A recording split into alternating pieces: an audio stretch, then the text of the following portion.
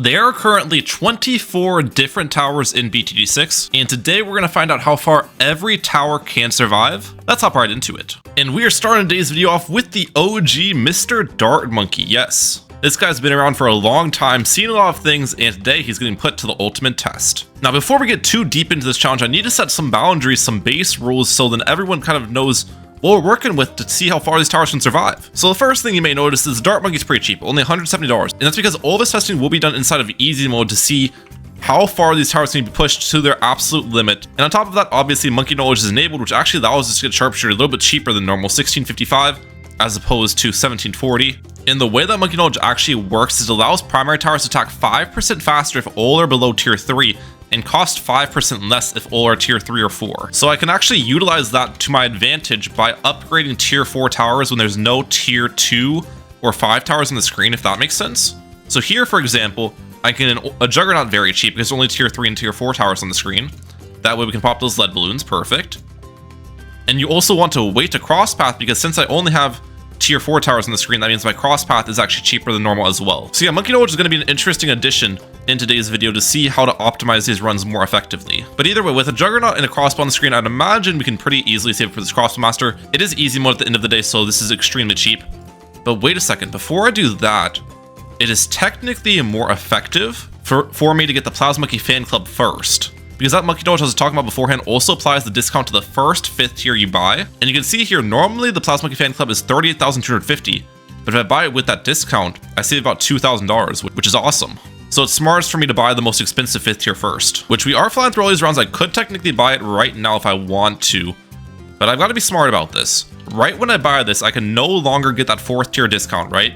It's no longer an option since I have a 5th tier on the screen. So let's think here. Do I want to get any more tier 3 or tier 4 Dartmonkeys first? And I'm gonna answer yes to that. I'd like to get 20 triple shots on the screen for the Plasmonkey fan club that I'll be getting. So let's do that. Oh wait, round 63 as well. Do I beat this round with my current setup? I'm pretty sure I do. Juggernaut actually does some incredible work here. Already 30k pops in this guy.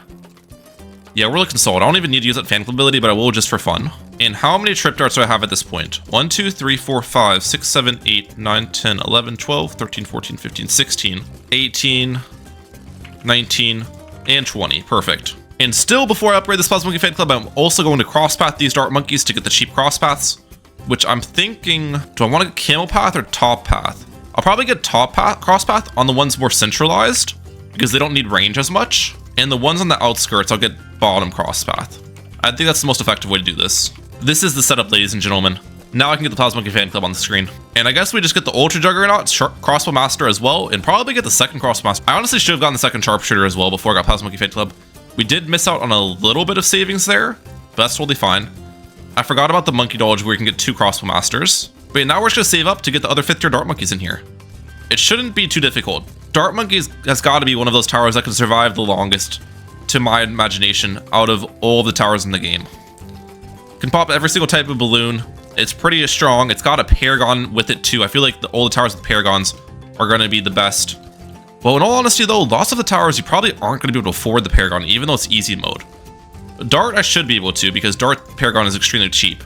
But the other ones I'm not sure. And it's looking like on round 82 I get my first Crossmaster on the screen. I already have the Ultra Juggernaut here. And then round 85 I get the second Crossmaster on the screen. Perfect.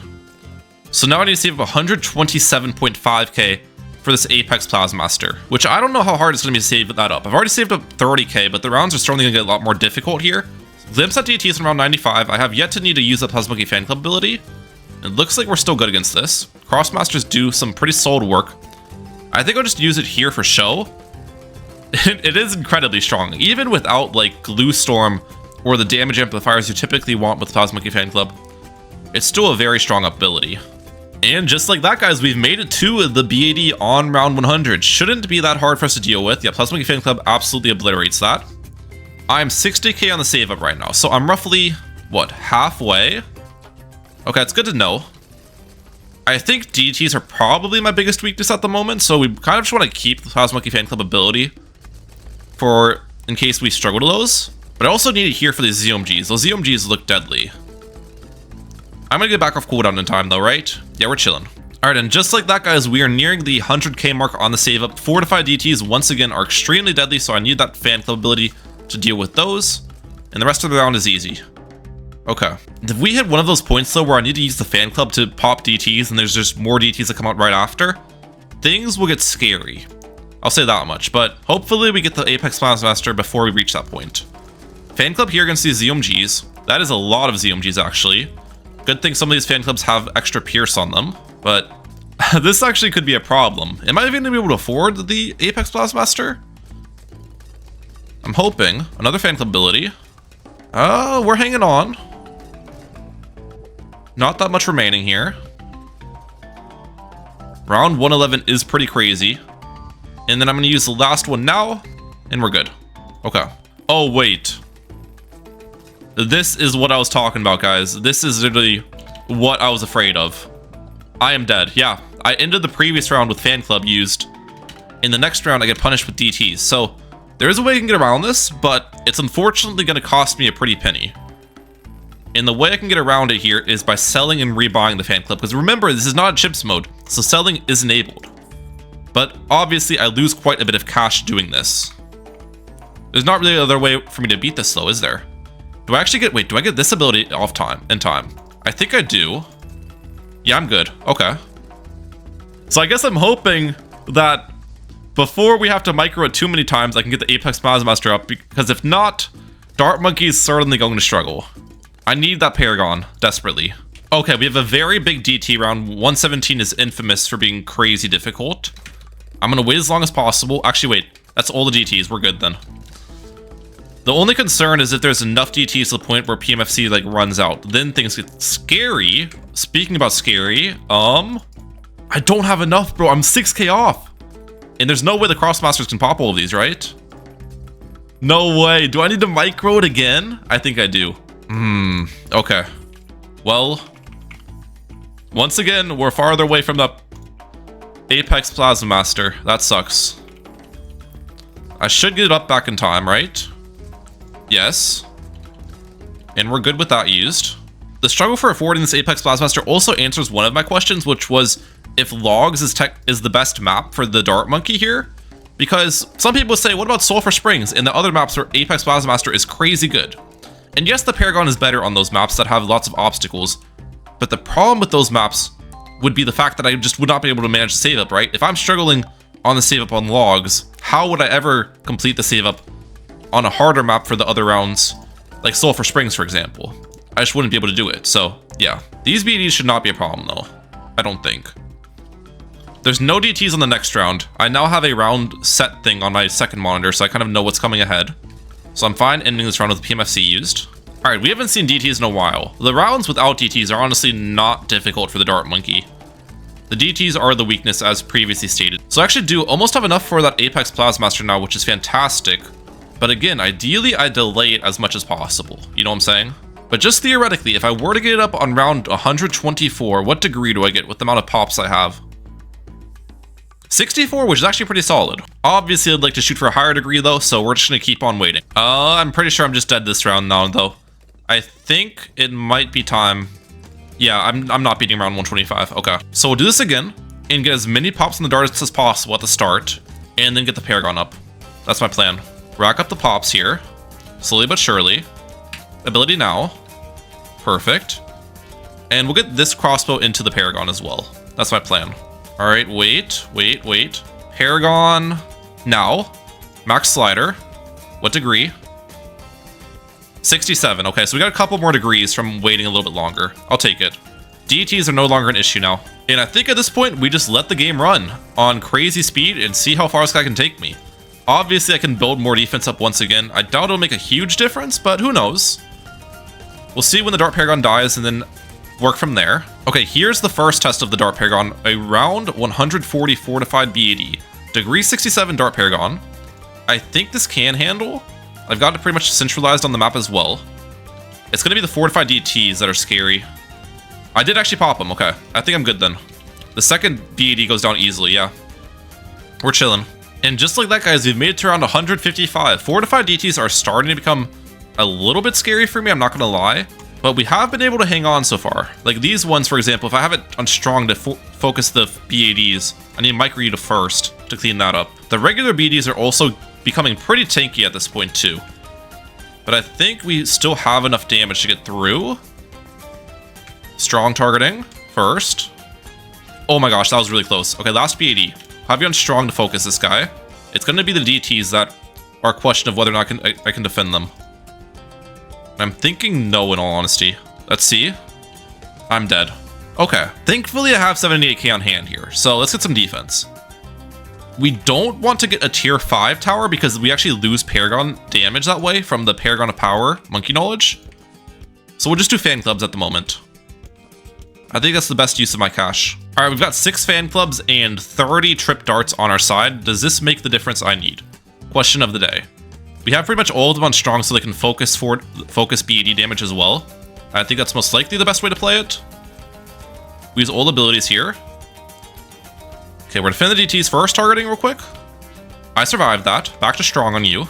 How much damage does he have? Over 1,000 pops on some of the darts, so I think it's not significant difference, but I think it still is a difference nonetheless. First on you, we're good. Last BAD, strong targeting. Come on.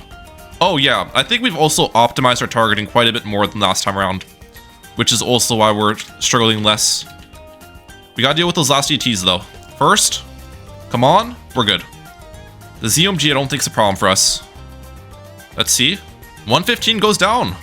But I know the end is certainly near here, guys, so we gotta be careful. Oh, this actually might be the end. Even though it's only 2 BADs, there's a ton of fortified ZOMGs, and the BADs are spaced out to the point where I can't get great value, like with the paragon shots, if that makes sense. I don't see how I'm defending that. I somehow didn't die to those DTs. We actually leaked lives there, which is nuts. Am I dead to this one? We're hanging on, barely. But I think we're dead to this final BAD. I'm trying to push the Dart Monkey to its limits, guys. I'm trying my best. And I'm dead. Okay. Now you might say, Ryan, okay, Dart Monkey's done good. Round 159, that's the end. No, it's not. Here's how I can push farther. The answer is the Plasma Monkey fan club, ladies and gentlemen. But Ryan, if you get this, you lose your Paragon of Power, right? No more Paragon of Power. That's true. But I can do some tactics, guys. Watch and learn. Here's the tactic I can do.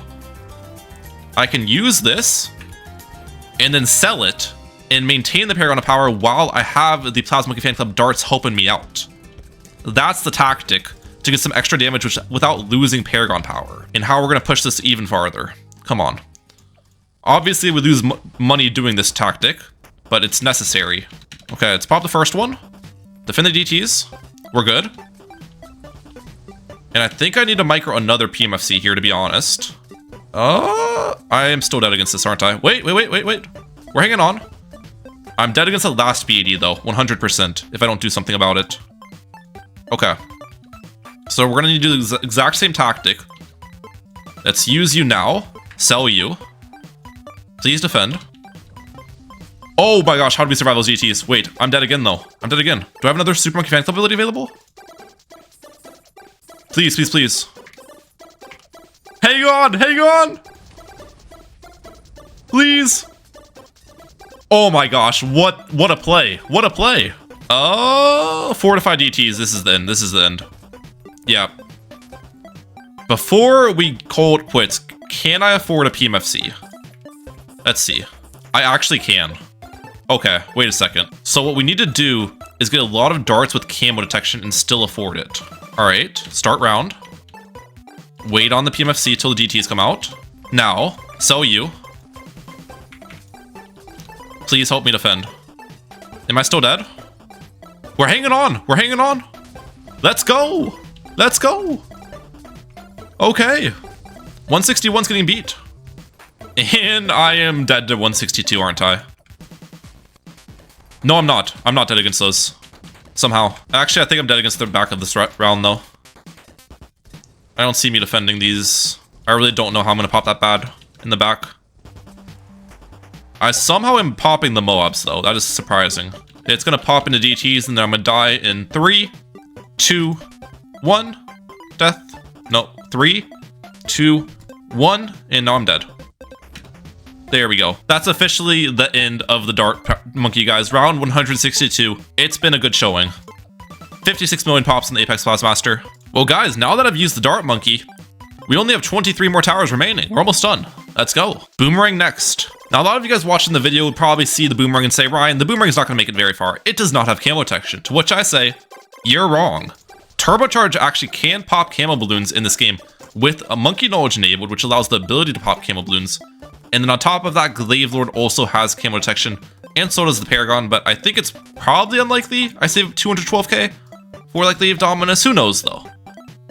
If I can save for the Paragon, that'll definitely add a lot of rounds to this. Definitely gonna be following the same plan as last time though, where I get the tier 3 and tier 4 towers spammed first to save more money through that Monkey Knowledge. And I think that's a good idea. I gotta admit, turbocharging all the camo balloons is certainly something really satisfying. Just seeing the camo balloons like travel across the map untouched and then using one turbocharge, wiping everything out. I think this is the amount of turbocharges I'm gonna end the game with though. We got 4 with the bottom cross path, which will be some solid DDT defense, and then 1 with the top cross path just for a pierce on it. The other tier 4 towers I want is a couple Moab presses in here. I think that's certainly gonna be something that I won't regret buying. So maybe 4 of these. And then after the 4 Moab presses, last but not least, we want to get the more glaives, which is going to be upgraded to Glaive Lord right here with bottom cross path. And now we save for our first tier 5 Boomerang, which will definitely be Moab Domination, as that's the most expensive one, so I get the most savings on the upgrade. That Moab Domination ends up being afforded on round 78 here, perfect, just in time for the ceramic wave. Now there is a wave of Camo ceramics this round, which definitely need the use of turbocharge. Let's see if the regular turbocharge can solo this. I'm actually not sure. It's looking pretty strong, but I think we will get overrun. Yeah, I need to use the other turbocharges. It's the timeout. It also timed out. 2 turbocharge abilities is enough, though. All right, now we can get the Glaive Lord up, which is really nice for me. Just a quality of life thing. I no longer have to turbocharge every single camo balloon that comes out. And you can see here, DTs are a bit of a weakness if we don't use turbocharges. I think the Glaive Lord can technically solo these with the orbiting rings. I'm hoping.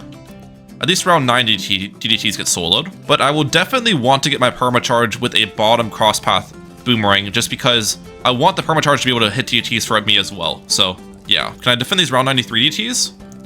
Actually, probably not. They have more HP than the round 90 ones. We use 1 turbocharge.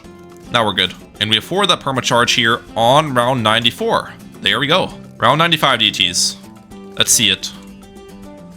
Let's use your ability now.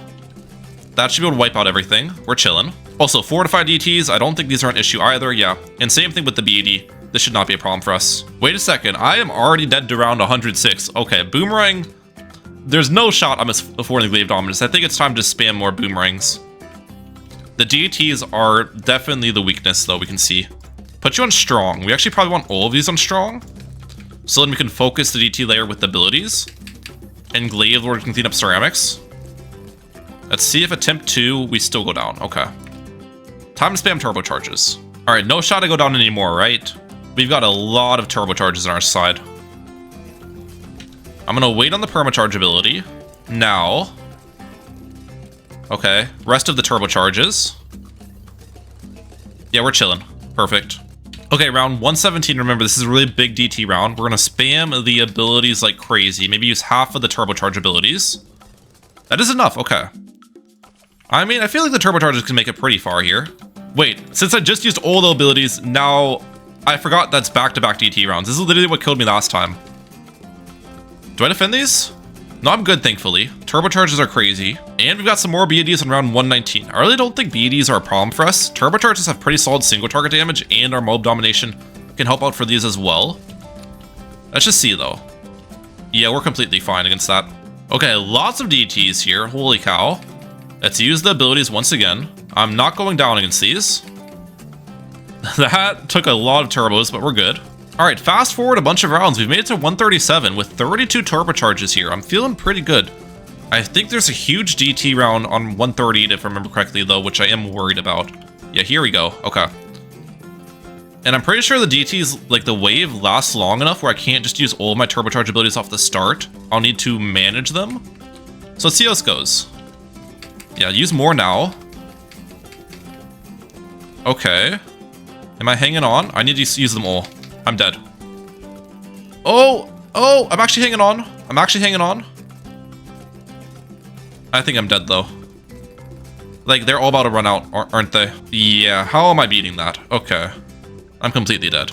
I have an idea. My first idea of how to accomplish this round is by microing the permacharge, similar to how I did it with the Dartmonkey. So we're gonna use this permacharge ability. I'm gonna sell a couple of these off. And then when the permacharge runs out, wait. Now we'll put it on this one, use that. Perfect. Use some more turbocharges with it. I really don't think it's gonna make the difference. It's not. 138 is the end of the Boomerang, guys. Unfortunately, didn't make it as far as the Dartmonkey, but you know, it was a decent showing. Now onto the Tack shooter, which unfortunately, to my knowledge, I don't think the Tack shooter has any camo detection whatsoever. The Inferno ring used to have camo detection with the meteor attack, but that was later taken away from it. So I'm pretty sure the way this is just going to work out is we'll tank the camo balloons until I run out of lives and run out of the spike pile in the back, and then I'm just gonna die. We'll see though. First camo balloon goes through. Then we've got the round 33 camo balloons, which go through. I've got 170 lives left. Round 36 camos, I'm down to 120. Round 37 camos, I'm down to 43. And we actually do beat easy mode with Alchemist. Oh, I'm dead here, aren't I? Round 42, there's no shot. Dang, okay. I guess one thing that's worth testing is switching the map for this one scenario and using the Crusher for as many camos as I can. Just like that. We'll see if this gives me any extra rounds, but I kind of doubt it. Okay, so round 33. I'm only going to be able to get one Crusher use off this round, so ideally we wait till the reds are under it with yellows as well. Now, I don't know, that wasn't that effective, but probably can't do better than that. And then this round, we'll just do the greens, perfect. Oh, I actually have it back in time for these white balloons, come on. Now, we actually got a lot of value with the Crusher there, that's going to save me a ton of lives. Okay, we've reached round 42. Let's wait. Can I get 2 rainbows at least with this? I can. I still think I'm dead here, though. How close am I? Yeah, there's no shot. I don't think I can save myself. I'd need to save myself another, like, 30 lives with the Crusher. I don't think I'd be able to optimize that, so... Round 42 is the end of the Tack shooter. Now onto the bomb. Which bomb has the same weakness as Tack in the fact that there's no camo detection unless you get bomb blitz. However, I don't think I'm affording bomb blitz in time. The bomb also has the weakness of black balloons, as you can see right here, which means I need to get up a balloon impact on my side. Wait, no, balloon impact can't pop black balloons either. That's only in battles too. What am I thinking? In that case of the black balloon weakness, there's one way we can kind of pop black balloons with frag bombs, right? The frags pop black balloons. Okay, so what I'll do is restart and just spam frag bombs early game. All right, the frags actually do appear to be doing a pretty good job against these zebras. I am gonna leak against that one zebra, aren't I? But that's totally fine. The question is, can this reach the same point that the Tack shooter did? Round 42 death. If it can, I'd say the bomb did a pretty good job. Tanking the camos. Round 40. Got the Moab. More frag bombs. I need more. Okay, and we do deal with... Oh, one zebra actually survived. I should be good to leak that, though. All of these zebras are going down, it appears.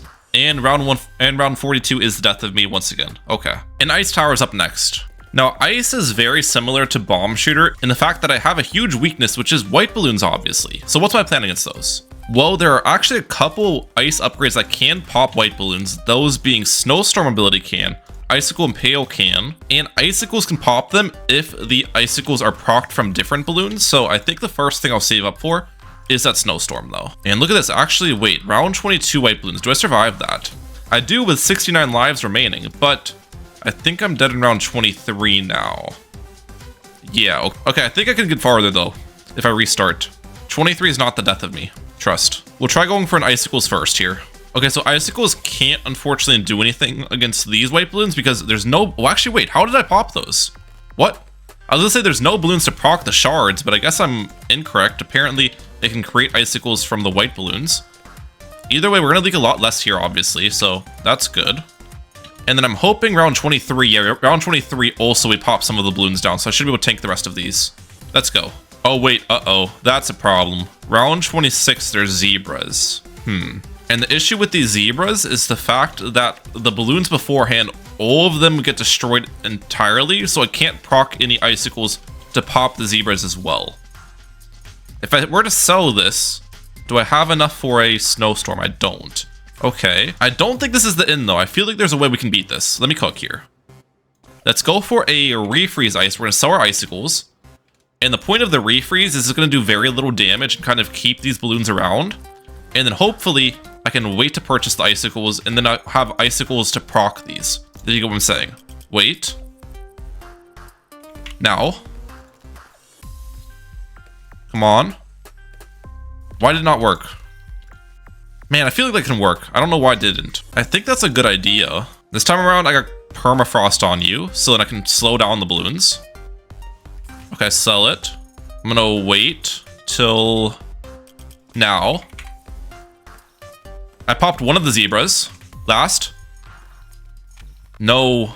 Wait, we popped a zebra? Okay. I can take these 3. I can take these 3.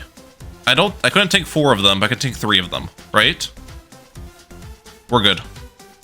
Actually, I think I could have tanked all 4 zebras. Well, it's too late to know. And there's more zebras in round 31, which actually just might be the death of me again. How am I popping these? I don't have enough for the snowstorm still, right? If I sell you... I just don't have enough for the snowstorm. I need to defend cheaper somehow. I'm not giving up on the ice tower, guys. I know I can push the ice tower through the early game. We've just got to figure it out. Okay, we're back to the zebra round. I actually saved myself a couple more lives this time around, so I think I can honestly tank all 4 of these zebras without needing to do selling tactics.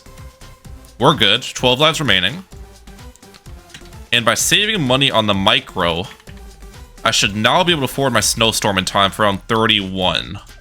I'm thinking. Do I actually need the snowstorm? Wait a second. Icicles is going crazy here. I definitely need snowstorm, yeah. Okay, retry last round. Sell you. Snowstorm here. I'll get the top crosspath on that. And let's see. Okay, well, I'm gonna wait. Snowstorm ability now. Wait, that doesn't even defend. I'm now realizing. Because it just regrow farms. I thought I was cooking, but I'm not really. If I use it like right now, it only does 1 layer of damage as well, so the region zebras are still a problem. Dang it, dude. I need 2 snowstorms technically to do something here. Ability now. Sell you. Get you up. Please. Do something. Icicles. No, there's just no shot. I'm popping all of those white balloons. This is the closest I've gotten, but we're still going to die by a good margin here. Okay, round 31's the end of the ice tower. And now we're on to the final primary tower, the glue gunner. Let's get it. Definitely go back to logs for this guy, and it's nice because I do get a free glue gunner off the rip. Now you might say, Ryan, glue gunner has the same weakness as all the other ones, right? You don't have camo detection with this guy.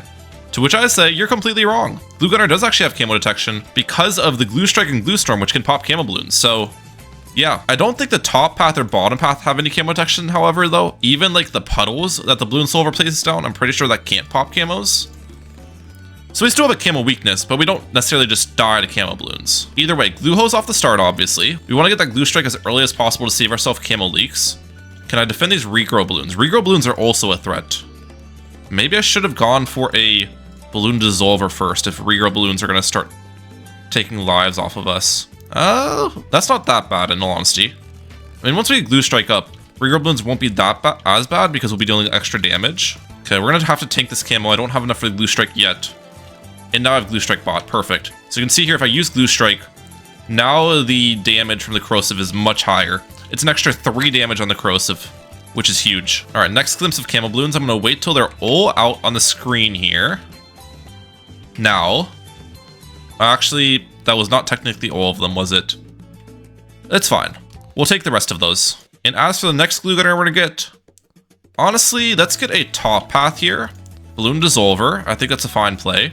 We'll get liquefier here. Perfect. More camos. We're just going to use the ability on both of those. And more camos in this round too. Ability again. That does solo it. Oh my gosh, that actually does a lot of damage. It popped white balloons down to blues. I did not realize the glue strike ability was built like that. Okay. I guess we just save it for glue storm next. I'm pretty sure we'll be fine against the Moab, especially with the glue strike ability, which will increase our glue's damage, but let's see. Oh, wow, that, yeah, dude, glue is actually kind of shredding right now. Lots of camo balloons this round. Wait a second, I should get glue storm up. One glue strike ability is definitely not hitting all of those camos. So I use glue storm now. There we go, perfect. More camos this round, we get glue storm back, and I'm feeling pretty comfortable. That's what I'm talking about, ladies and gentlemen. I guess the best plan of attack? I mean, there's a couple things I can do. I'm thinking currently I just spam the heck out of glue strikes and hope that spamming them can allow us to defend DTs in round 90, because I don't really think we're gonna have issues against anything else in the game. But we'll see. Maybe I just get a balloon solver up first to play it a little bit safe. Yeah, let's get a Moab glue and a balloon solver, and then I'll spam glue strikes after that. Oh, I forgot if Moab glue's on stuff, the balloon liquefier actually won't shoot onto it, which is kind of counterintuitive. Huh. So maybe I sell the Moab glue? Alright, Camo Rigor Rainbows. I think Glue Storm still deals with these completely fine. Let's see. Oh, not even a problem at all. And then round 63 should get absolutely obliterated by my balloon solver. Yeah, not even close. Okay. Lots of camo, fortified ceramics. I think Glue Storm still has enough damage to deal with these. Let's see. It is actually pretty satisfying to see it pop these. I'm not gonna lie. And we're good. And then we have more camo ceramics I need to deal with this round. And Glue Storm handle. It should be able to. Oh my gosh, that is fantastic. I love you, Glue Storm. Okay, we've made it to the 80s. Let's Glue Strike with our balloon solver. Does that defend the ZMG? I feel like it should. And it looks like it does, okay. I mean, balloon solver right now is kind of just going crazy, I'm not gonna lie. It is ridiculously strong on this map. Holy cow. I've got 70k on hand right now. And I really don't know if there's anything I can spend it on that's going to allow me to defend DTs. That's the whole problem here. I'm just going to save the money, though, just to have options on round 90. That's my plan. Alright, round 89 is getting defended from the balloon solver. And here we go with round 90. First attempt. How do we look? It looks like we're not even close. Okay. Retry last round. Well, the first thing I can test is if super glue hits DTs. Does this have camo detection? I'm pretty sure it doesn't. It actually does in Balloon Sea Battles 2, which is interesting. And Glue Storm doesn't decamo them or anything. So I guess the only other thing I can really test here to see if it does anything is just spamming the heck out of glue strikes with all of the money I have. I think top crosspath. I don't even know if the crosspath matters or if this even does damage because there's already the Glue Storm being hit by it, but I don't know. We'll see. All right, send it. I get the abilities off cooldown in time, which is great. We have 12 of them. 1, 2, 3, 4, 5, 6, 7, 8, 9, 10, 11, 12. And they all got 0 pops. Okay, well that doesn't actually do anything. I honestly kind of thought it would do stuff. So I'm a little bit surprised. Well, I'm pretty sure it's impossible to defend DTs with glue only. The only other thought I'd have is if there's a map that gives camo detection to primary towers, which 1-2 tree comes to mind, right? Because you have the platforms, but none of these give camo detection, unfortunately. And then the other map that comes to mind is Polyphemus, because if you place stuff on the water, it gets camo detection, but glue can't be placed on the water, so that wouldn't work. Alright, and to recap the primary towers, Dart made it to around 162, Boomerang 138, Glue Gunner was third at 90, then Tack and Bomb tied at 42, and Ice was in last with 31 rounds. Now it's time for the military towers, which I actually have some hope in. I think these guys can make it pretty far. Starting with the Sniper Monkey. Alright, so with the Sniper Monkey, unfortunately, I lost a lot of the footage, like the first 100 or so rounds. So I kind of just remade this and talking over it right now. Basically, the start was pretty simple. I just got a supply drop as early as humanly possible, and then made that into an elite sniper. And the money started to flow in like crazy, using that ability every single time off cooldown and putting that extra money towards more sniper farms. The nice part about sniper farms too is they're actually pretty solid DPS, so it's more than enough to just deal with the rounds in general. It's kind of cool though seeing how this tower works because it is the first farming tower I'm showcasing here, and there's going to be a couple more farming towers coming up too, so stay tuned for that. But yeah, you can see here, the farms do actually expand quite nicely, and we defend the first 100 rounds with sniper farms, and here's where the recording cuts back in. And at this point, I have officially finished my sniper farming, so we are just going to see how far these guys can get it. We also crosspath every single sniper with the top crosspath, so 234 sniper abilities. How much money does this actually make me? I'm at almost $1 million right now. Oh my gosh, I made over 250k from that. Every single round of abilities, I make over 250k. That is nuts. Now, my guess is with a setup like this, my weakness is either DDTs or BADs. That's typically how things go. So we'll see how we look on round 140, because that's going to be a fortified bad. Also, see how we look on round 138. This is a big DT round. DTs right now, though, are actually getting obliterated. The nice part about snipers is they have bonus camo damage with the night vision goggles, extra 2 camo damage, which does add up quite a bit, so we love that. And now we have around 140, which actually it might be a good idea for me to put the lead defender on last targeting, which seems weird, but there is a monkey knowledge in the game, and maybe some of these snipers on last too, where military towers get extra 10% attack speed when on last. Obviously, last targeting is not really the ideal targeting for most cases, but I do want to utilize that 10% attack speed bonus, so we'll put some of these on last at least. Okay. Fortified bad. How's our damage looking? If we can't pop this, I probably need to replace some of my supply drops with full auto rifles with the top cross path is my guess. Actually, put this on first now. We want to focus the fortified bad. I think we'll pop it. Yeah, we do actually pop that pretty easily. Nice. That wasn't that bad. No pun intended. And round 156, guys, we are about to reach the $5 million mark here with that ability used. 5.2 million, actually. Right now, it appears like I was guessing, DETs and BEDs are still the biggest problem. ZOMGs and stuff do push quite a bit, though, too. So, that is a little bit of a concern. I'm looking alright, though, I've got to say. Balloons haven't made it crazy far yet. Okay, this is the farthest a blimp has made it yet, ladies and gentlemen. Regular BED has made it probably 2/3 down the map. Maybe even 3/4. I don't know how far that was, but a little bit scary. With that, we also made $6 million now, so that's pretty awesome. And how far are fortified DTs making it? So BEDs are a bigger threat than DTs, it appears. Now remember, Dartmonkey made it to around 162. This is the round that Dartmonkey died against. So if we beat this, we've officially passed the Dartmonkey and taken the #1 spot for longest surviving tower so far. Can Sniper pop this BED? I'm thinking yes. Let's see. It is pushing pretty far, but we are good. Okay, perfect.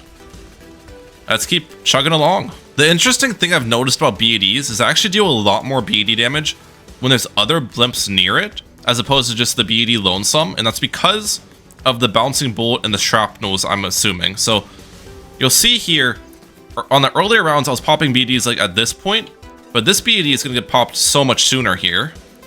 Probably, yeah, only about half of that distance, and it's due to the bouncing bullets. Oh, this back BED is certainly going to be a problem, though. It's too spaced out to the point where bouncing bullets aren't really attacking it that much, and we still have to deal with the first BED.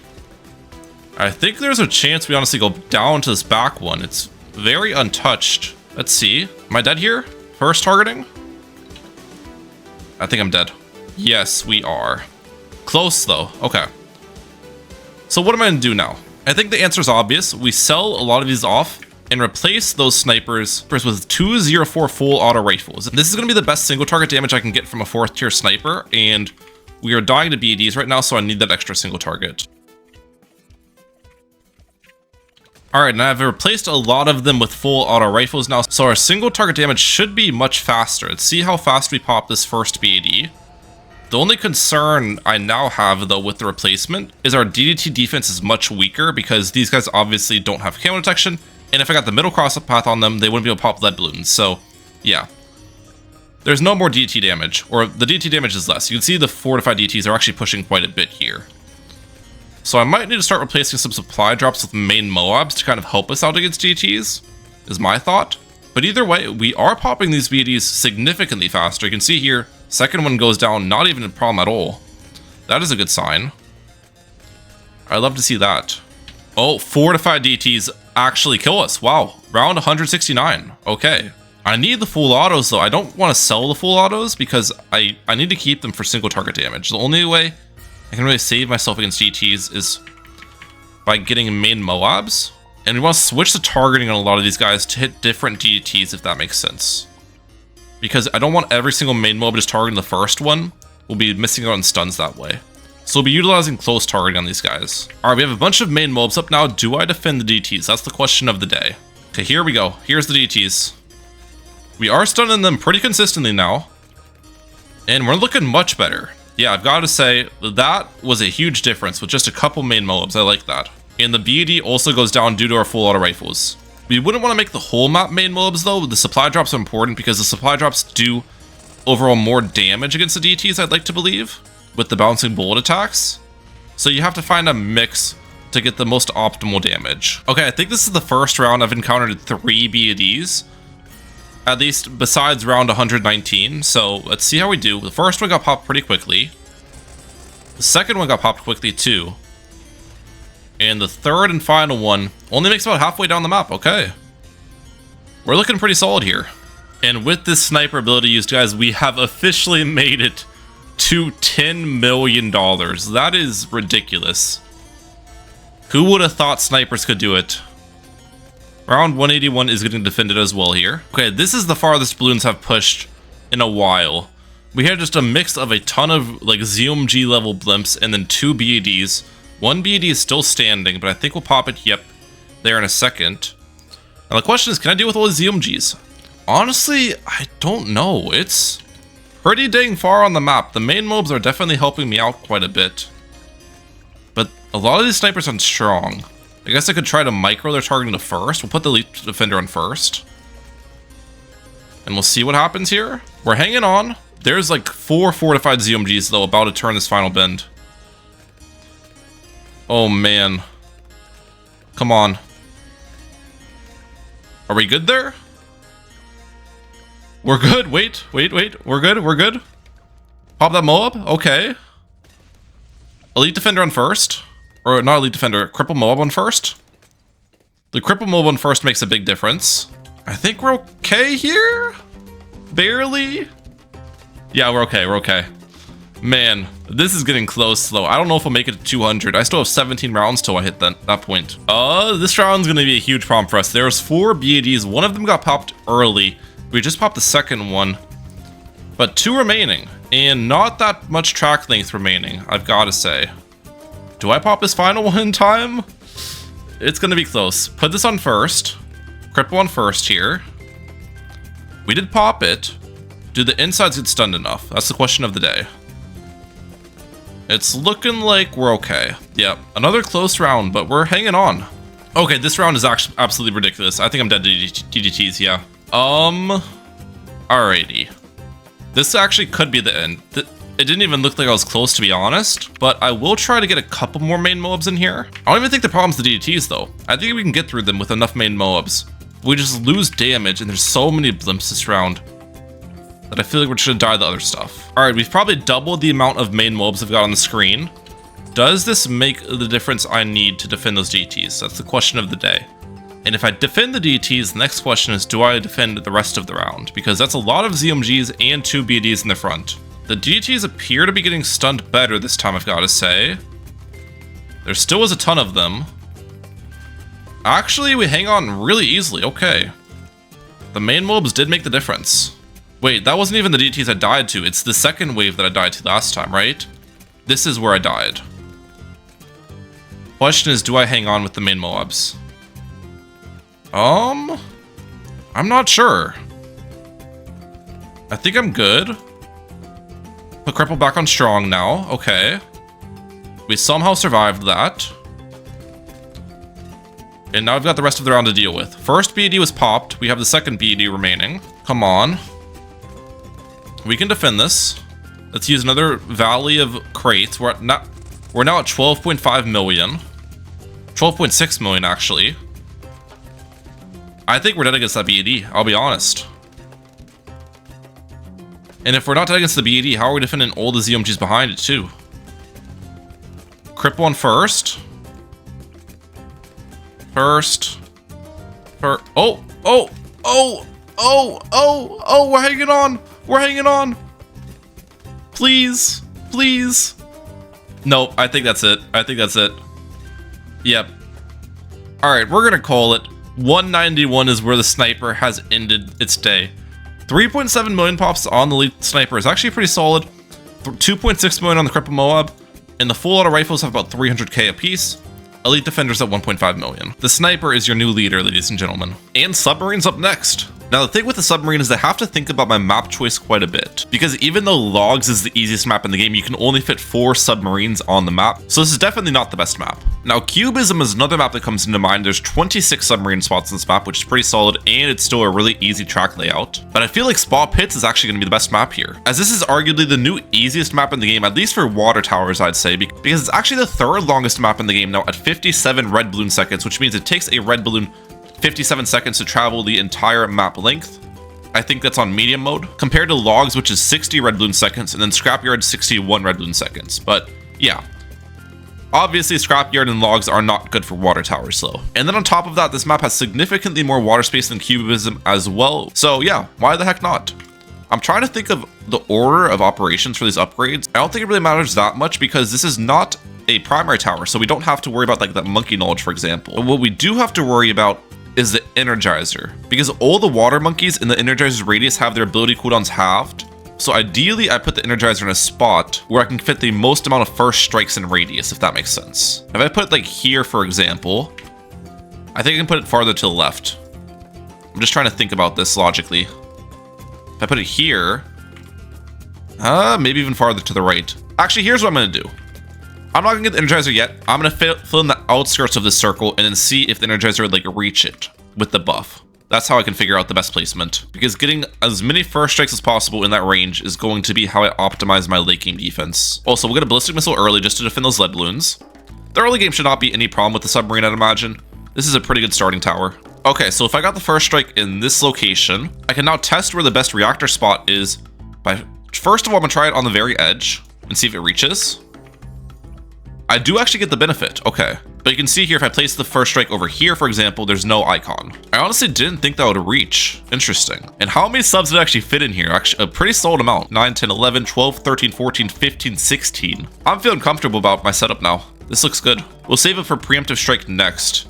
And as for this placement of the preemptive strike, probably just center of the map is the most optimal location, so yeah. It's pretty cheap in easy mode, only 24.6k. All right, before we get the preemptive up, I do need to deal with round 63, however, so these groups of ceramics can be deadly. We're gonna first strike it.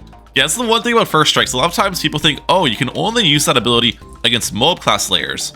But little do you know, it's actually incredibly good against balloons too. I don't really need it there, but it's nice to showcase it. And then I think this round we end up affording that preemptive. Come on. Got it up. Let's go. Now we did get with the bottom cross path. I don't really know what the best cross pathing is on first strikes. I'd imagine since these are in the center of the map though, bottom cross path is more optimal because it does actually make the ballistic missile attack faster with the twin guns upgrade. If I had it on like the outskirts, for example, then advanced intel could be more optimal though. Okay, so the next thing I need to think about is the sub commander, because sub commander has the same thing as the Energizer where it only benefits submarines in range. Where do I want my sub commander though? I'm not entirely sure right now. Maybe down here would be a decent spot. And as for the cross path on the sub commander, I need to think about that as well. Typically you want the top path, but I honestly feel like we're gonna have a slight DT weakness with this loadout. Even though preemptive strike one-shots DTs, eventually the DTs will ramp up enough where it no longer one-shots and I'll need a lot of support. So I'm gonna get the middle path on it, but I don't know. This could be a bad decision at the end of the day. How are we looking against the rounds right now? Everything appears to be getting obliterated. Even round 98 should not be a problem for us. This has pushed the most yet.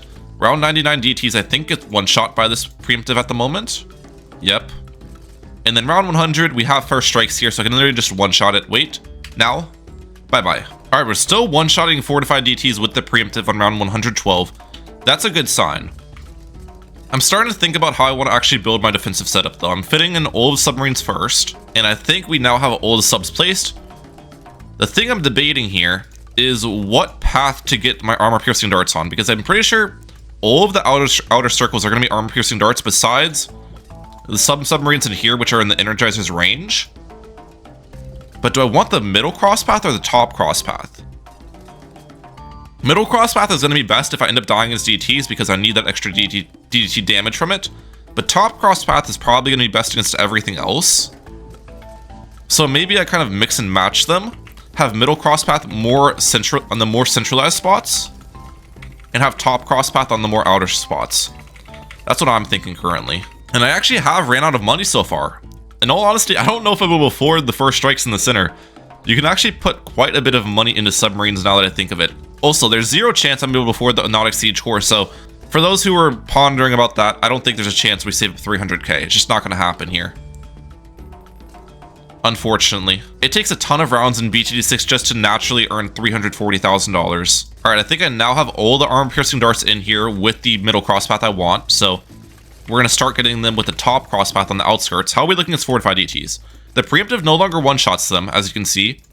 APD is enough to clean up the insides, though. Regular DTs are definitely not a threat because the preemptive will one-shot those for a while, but it's the fortified that can be scary. And fortified ZOMGs, how are we looking at these? These actually push quite a bit. I can mix and match some first strikes in here to help out, but yeah, that appears to be the biggest threat at the moment. Alright, so we got a lot of DTs on round 138, remember that. At the moment it's appearing DTs are still not a problem for us though, which is fantastic, right? Well, they're pushing quite a bit actually, but we're fine. We're good, we're good, we're good.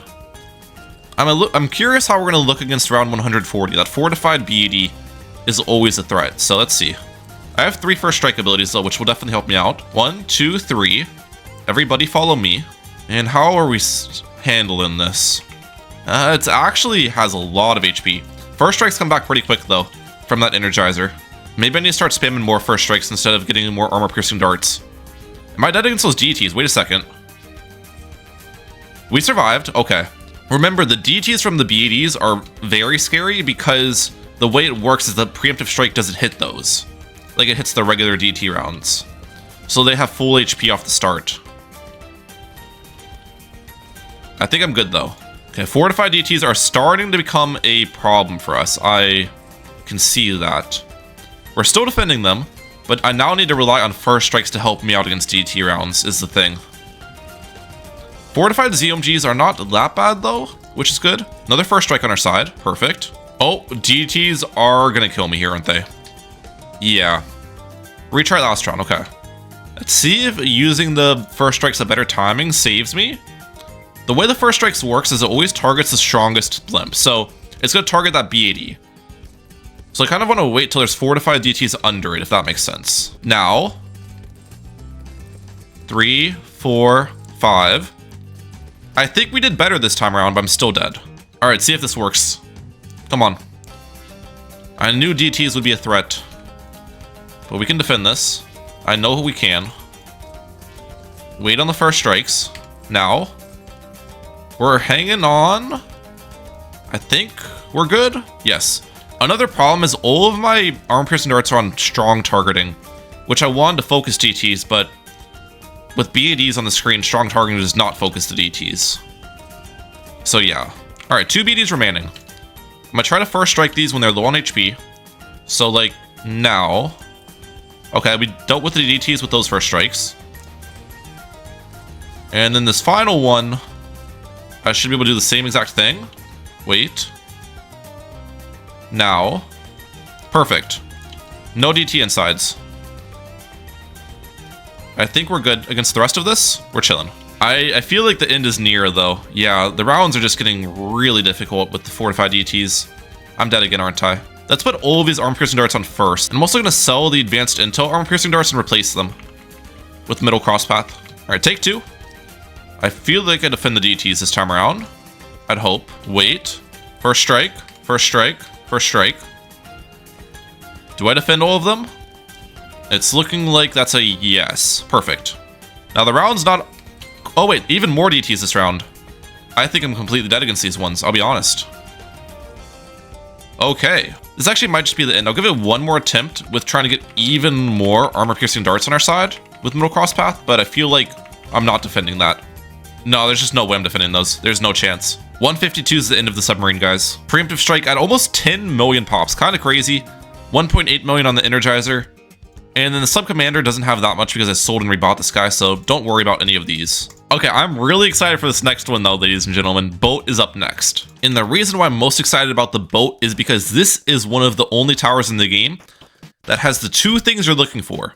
Farming and a paragon. Which means I can make an absurd amount of money through the merchantman farms and the trade empire, and then put that money towards a super high degree paragon. So similar to our Sniper Monkey run, the plan is pretty much the same early. Just spam the heck out of the farming. It will double over as defense, so I think we'll be completely fine. Now, boat's an interesting one because, like the sub, we want a map with a lot of water space and a pretty easy map overall. Which you'd think Spa Pits is the best map, which is why I'm testing it on Spa Pits. But boat is technically more reliant on the space than Submarine is because I don't have a money restriction with the boat. Or at least that's my thought. I feel like I'll make more than enough money for everything I need. Which makes me wonder if choosing a harder map with map-wide water would be better than Spa Pits. I guess there's a chance it would be. Either way, we're getting the max boat farms here pretty early on, making a ton of cash per round. And now with 20 boat farms on our end, we are actually just going to keep spamming them because even though these future ones don't get benefited from the trade empire, they're still going to make us cash per round, which will help us out. And just like that, guys, on round 62, I now have max boat farming on this map. So let's see how much cash I get at the end of this round. I also want to crosspath all of these boats with hotshot so I can just keep the boats around defensively for as long as possible. I think I made like 35k there. Very solid. Wait, no, there's no shot I have max because I feel like there's another spot over here where technically she will fit one more. This is the pool with the least amount of boats, unless the pools are at different sizes, which maybe they are different sizes. Wait, I saw it. There we go. One more has been fit. Perfect. Okay, how far can these boats survive while I just get a ton of cash per round? That's the question. I feel like they can beat Chimps mode. They can pop DTs with the hotshot, so DTs aren't necessarily a weakness for us. I already have 700k, by the way, on round 83. That's pretty solid. I feel like boat farms, in comparison to sniper farms, they scale faster, but then the max amount of boat farms makes less money than the max amount of sniper farms, if that makes sense. Because I was getting like 250k per sniper round of abilities. Alright, first glimpse of DTs on round 90. How are we looking? Those actually got obliterated. Alright, round 95 DTs. Push a little bit farther than 90, but still get taken down. Round 98, the densest round in the game for just regular chimps. Okay, round 98 is proving to be a problem. I obviously can get the Pirate Lord and the Carry Flagship in here to make these rounds pretty easy, but it's best I delay those as much as possible just to maximize my income, so that's why I'm playing it like this. That gets taken down though. Fortified DTs also get taken down, and the BAD doesn't appear to be a problem for us either. Come on, boats.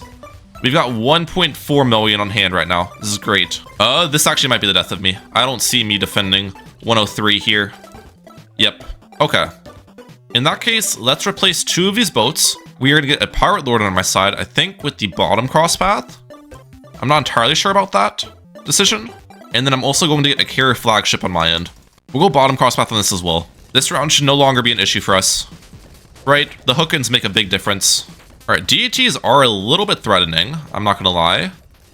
I feel like that's probably what's gonna take me down at the end of the day. Just because Pirate Lord doesn't really do much DT damage at all, and same thing with Carry Flagship. I don't even know if Carry Flagship can even hit them. Because if you have the middle cross path on it, then you don't have camo protection, and if you have the bottom cross path, then I don't think you have lead popping. Oh wait, I forgot in BT6 as well, you actually make extra money with hook-ins, I think. Like, if I use this boat ability, I make extra cash from the blimps, right?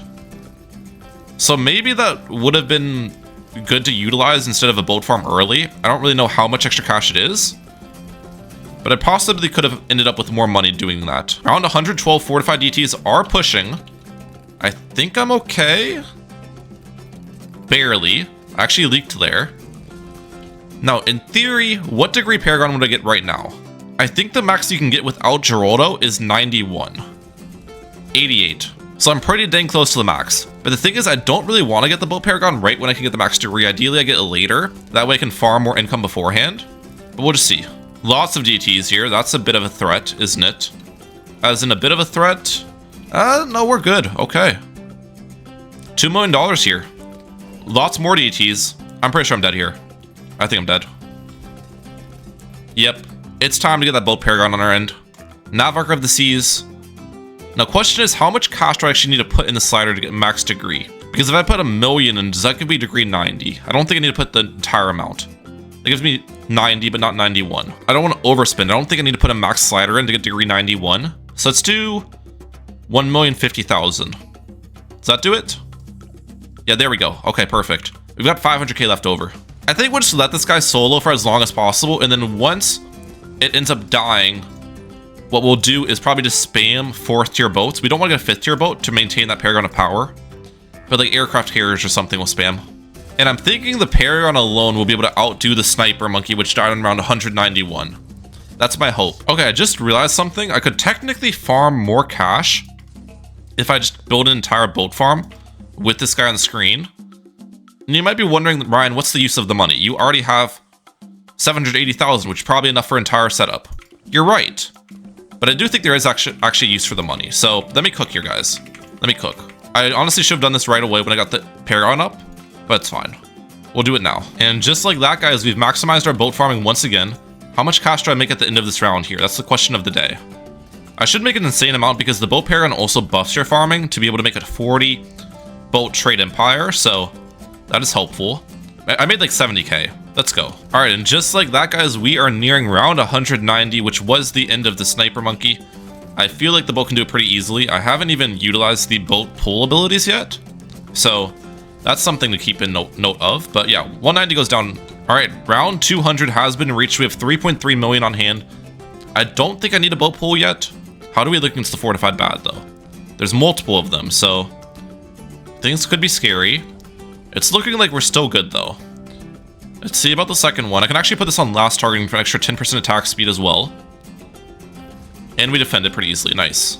All right, at this point, we are starting to struggle against the rounds a little bit, so I think we have reached the point at which it's time to sell off the boat farms. And we'll fill the entire map with aircraft carriers. Because aircraft carriers are definitely the best thing to spam. BEDs are the only issue here. DETs get obliterated, so yeah. All right, and the boat setup is done now. Lots of aircraft carriers on the field. They really won't add that much damage to the setup, unfortunately, because I don't have any damage amplifiers for these guys, like Glue, Storm, Cripple, and stuff like that. But it will help out nonetheless. How far does this fortified BED make it? Actually, pretty far along in the map. And the thing with the bow paragon ability is it actually has a max amount of uses of 2 per round. So it's not like you can just spam that thing throughout the entire round.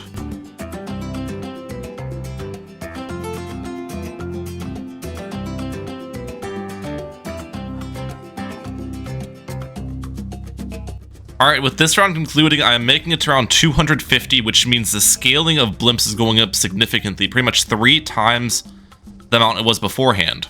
So things are gonna get scary. We also are nearing the end, my guess is, because if there's a fortified BED and I can't bull pull it, it pushes extremely far. Regular BEDs are not that bad for me to defend, as you can see. They push, what, maybe halfway along the map if I don't bull pull them, but fortified BEDs are deadly. Like this round, for example, we have a fortified BED off the start, so I'm gonna bull pull it. But the threat is if there's 2 more fortified BEDs, like you can see here, there's actually 3 more. Oh, this actually might be the end. Because again, I can only bull pull 2 of them. So that means I have to defend 2 of them unscathed. Huh. I guess we'll see here. Probably put the boat paragon on last targeting. Get a little bit of extra attack speed here. 10% might make a difference. We also just hit 1 billion pops, which is really interesting. Good job, boat paragon. I don't think I'm defending these, I'll be honest. They're both in the last damage stage, actually. Maybe we can. I go down to the DTs. We'll try this again with the boat on last from the get-go. Okay, we're definitely popping these down a little bit quicker this time. I'm going to switch to first targeting when we pop the fortified bad layer. Come on. First now. Am I dead? I'm dead. Alright. I'm not beating that round. So here's how I push farther and why I wanted to farm a little bit of cash.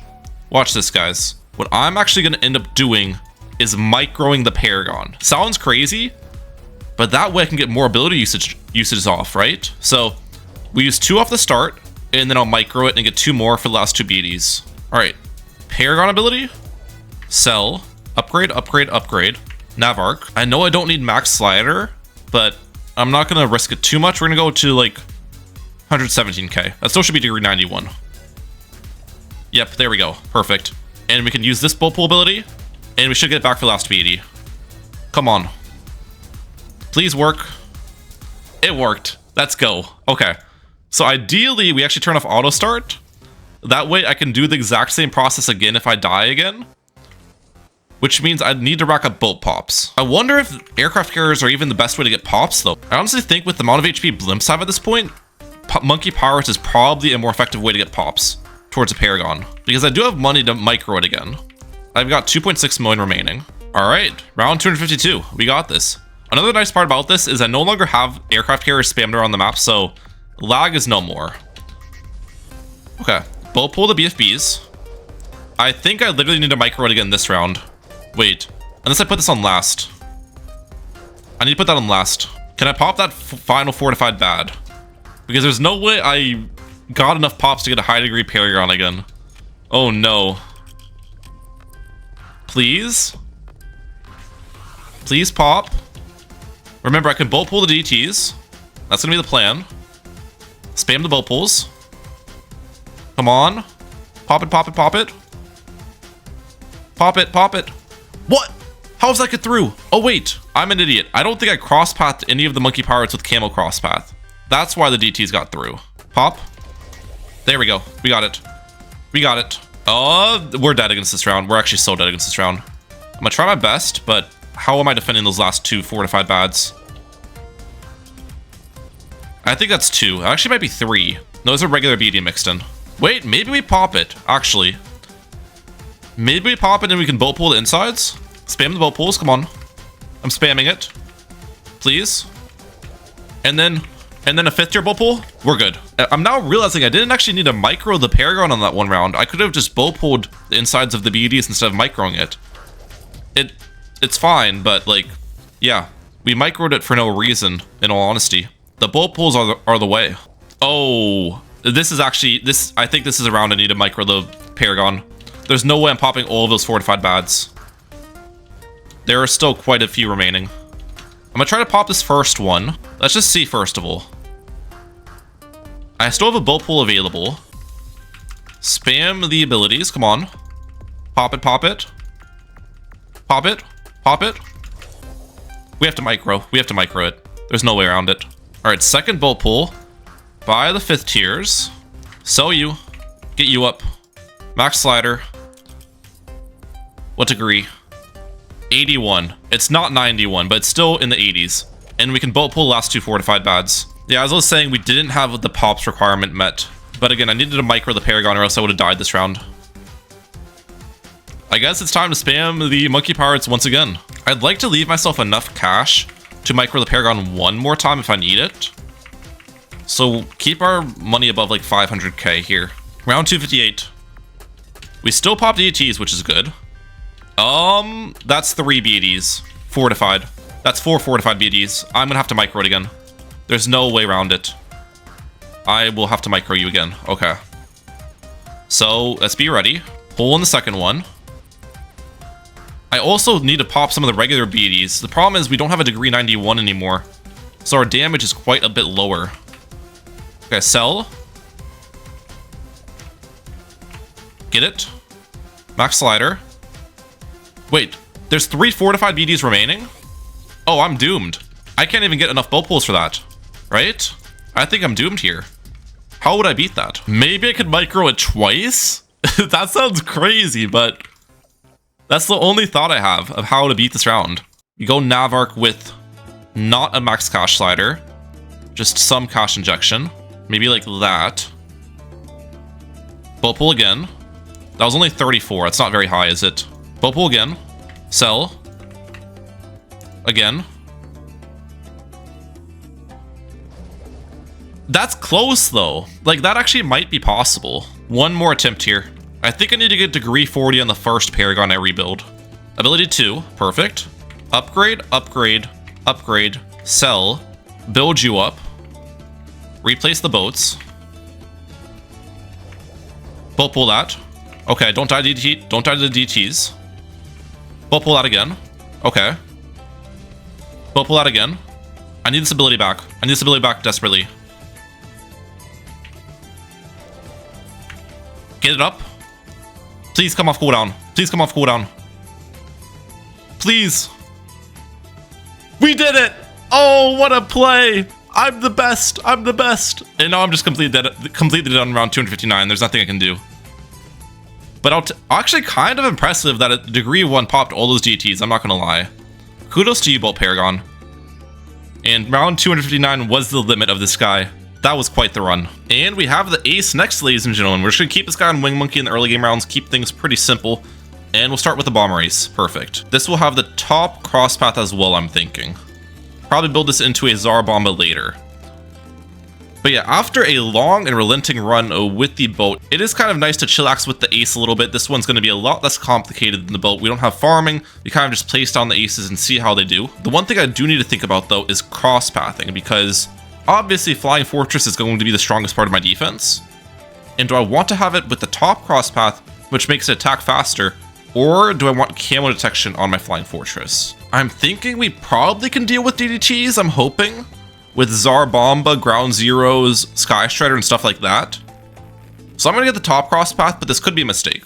And just like that, pretty easily, I have saved up for the Spectre on round 48. I'm thinking we should probably just get the other ace in here as well, an ODS.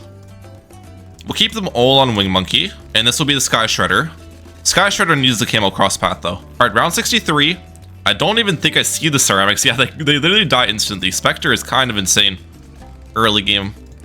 I'm trying to think of what I want to purchase first here. Probably just play it safe with the Sky Shredder, and then I'll get Flying Fortress next, and then Tsar Bomba third. We'll do that.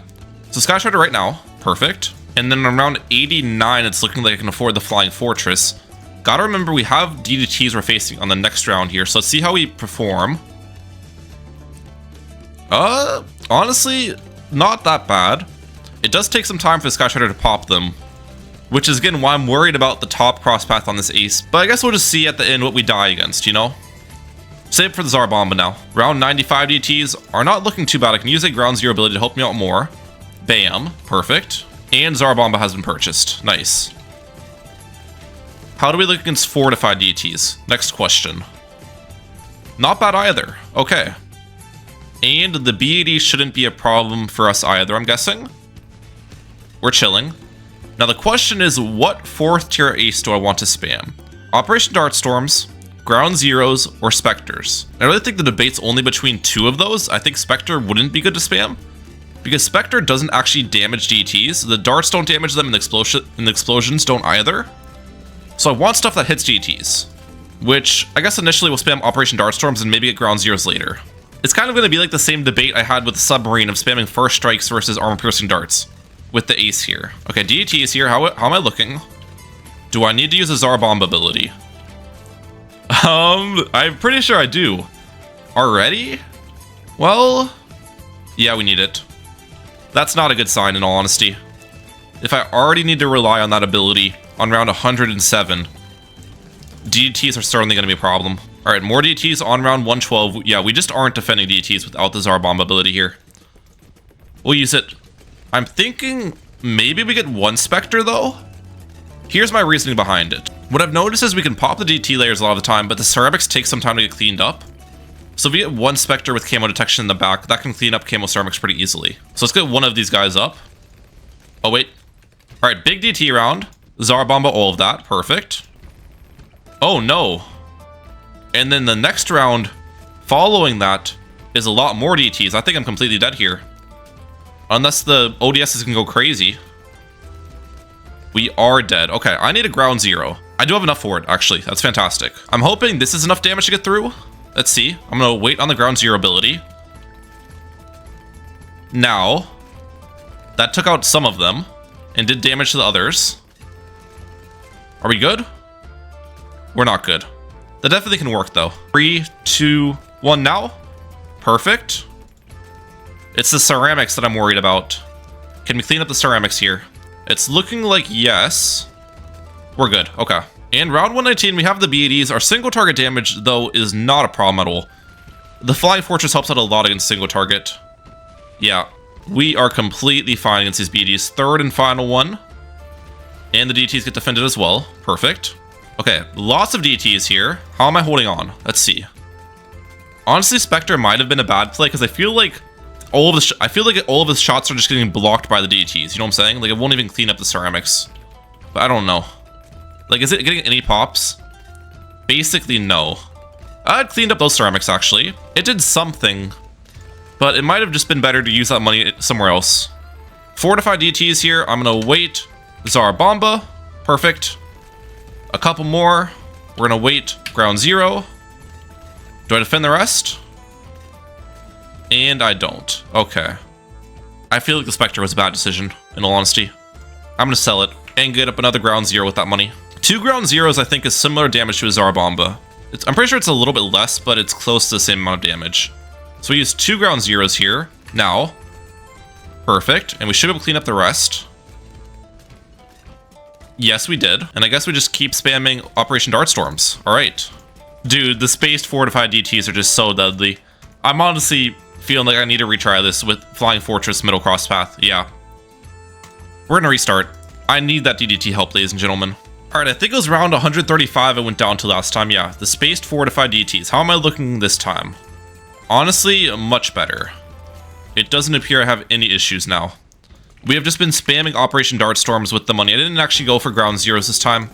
I probably still will, but just get the Operation Dartstorms first. Okay, round 138. This is always a deadly one, DDTs wise. Yeah, it's looking like they are pushing quite a bit here. Zarbomba now. Good timing on that. Maybe I should have gotten ground zeros instead of Operation Dartstorms. No way I still died to DTs here. And I'm not even close, to be honest, yeah. Wait, does Operation Dartstorm missiles not hurt DDTs?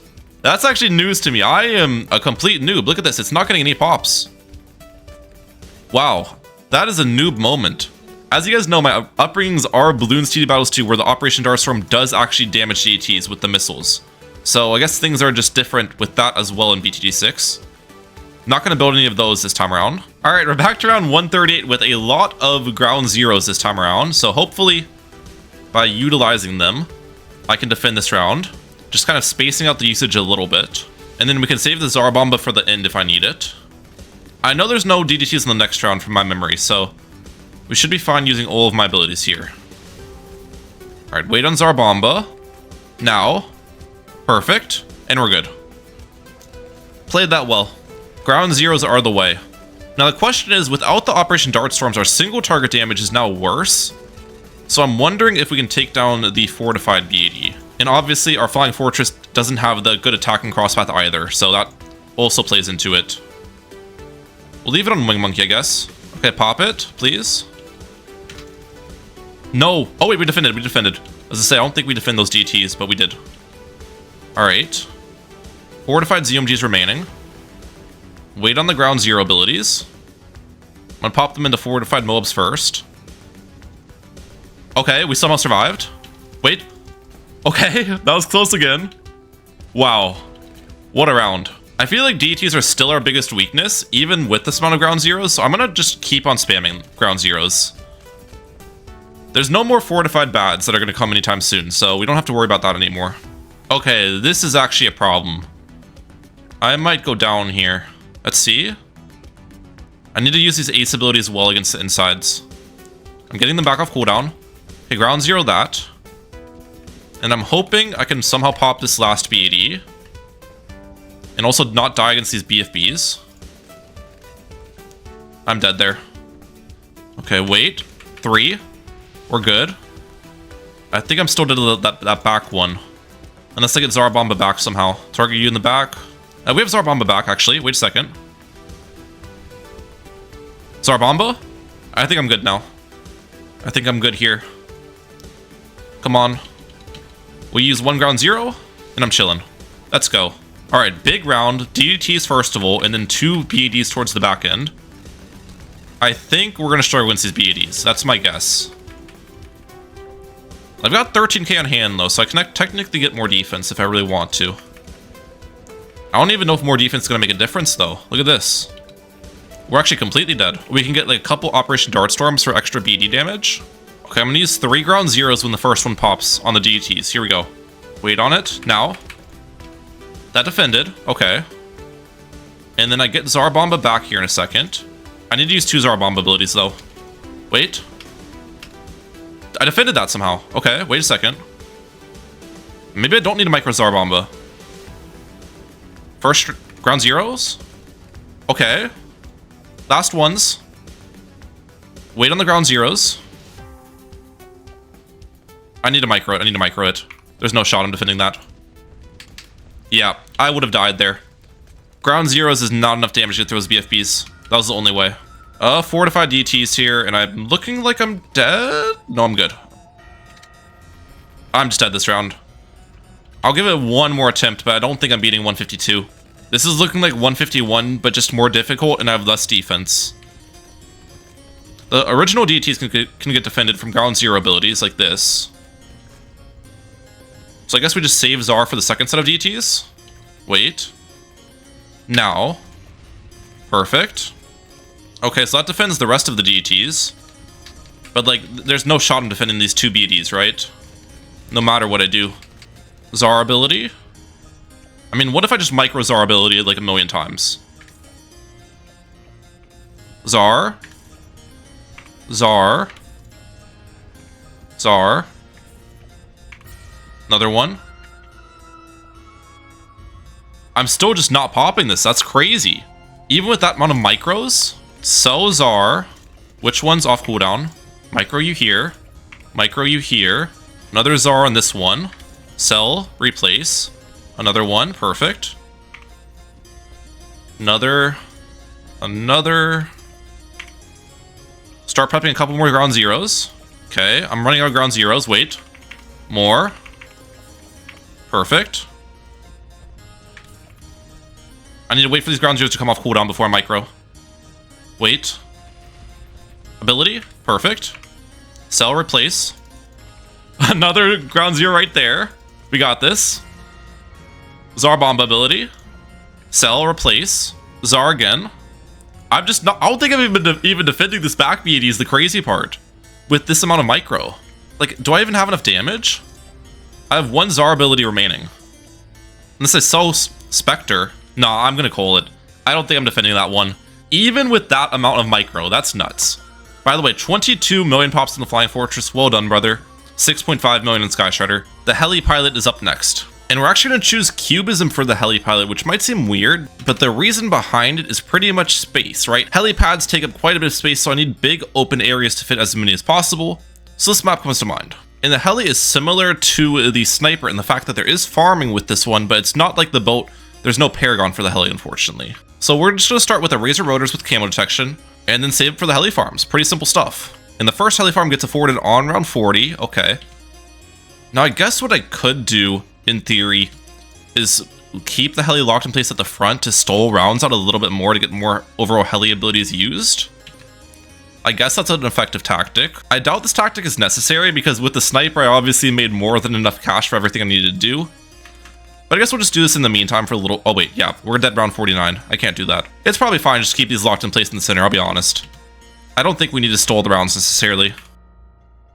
Alright, fast forward a bunch of rounds. We have hit the max amount of Heli farms, I think, on this. Actually, wait, no, there's one more spot, or two more spots actually. One there, yes, and then one more here. And I think that's now the max amount. Perfect, okay. Well, that leads me to the first weakness of the Heli, guys, which comes on round 90. So you'll see that here in a second. And that is DDTs, ladies and gentlemen. First of all, the special operations can actually damage DDTs. You can see that right here. So that helps out. The weakness from DDTs stems from the fact that none of the 4th tier Helis actually do good DDT damage. Comanche Defense I don't think can damage them at all. Support Chinook cannot damage them. And Apache Dartship can't actually damage DDTs at all either, except for the Razor Rotors attack. So I'm pretty much going to be reliant on the 5th tier Helis to solo DT rounds for us, and Moab Shoves to kind of stall them out. That's going to be interesting. I don't think we'll have to worry about DTs for a while though, so we're just going to keep on farming for now. Try to gain as much lives and money as possible. Because if I gain enough lives, I might actually be able to tank DTs on future rounds too. Alright, round 99 fortified DTs. These could actually be deadly. Let's see if this is enough to solo. It actually might not be. Wait a second. Yeah, the DT weakness is already shining through here. Okay, let's retry this round. What I'll do is, I can't fit a Heli there, right? Yeah. I'll replace one Heli farm with a Comanche Commander. I don't even think Comanche Commander actually damages DTs, but it will help stall them out, right? With the Mob Shove effect. So we'll see if that makes a difference. And it appears like it did. Okay. BED in round 100 should not be a problem for me. Let's see. We pop it. Yep, that was pretty easy. Alright. I think I'm dead against this round, though. Round 106. Let's see. It's not even close, in all honesty. Okay. Well, then. I've got 800k on hand. I actually can fit a heli here.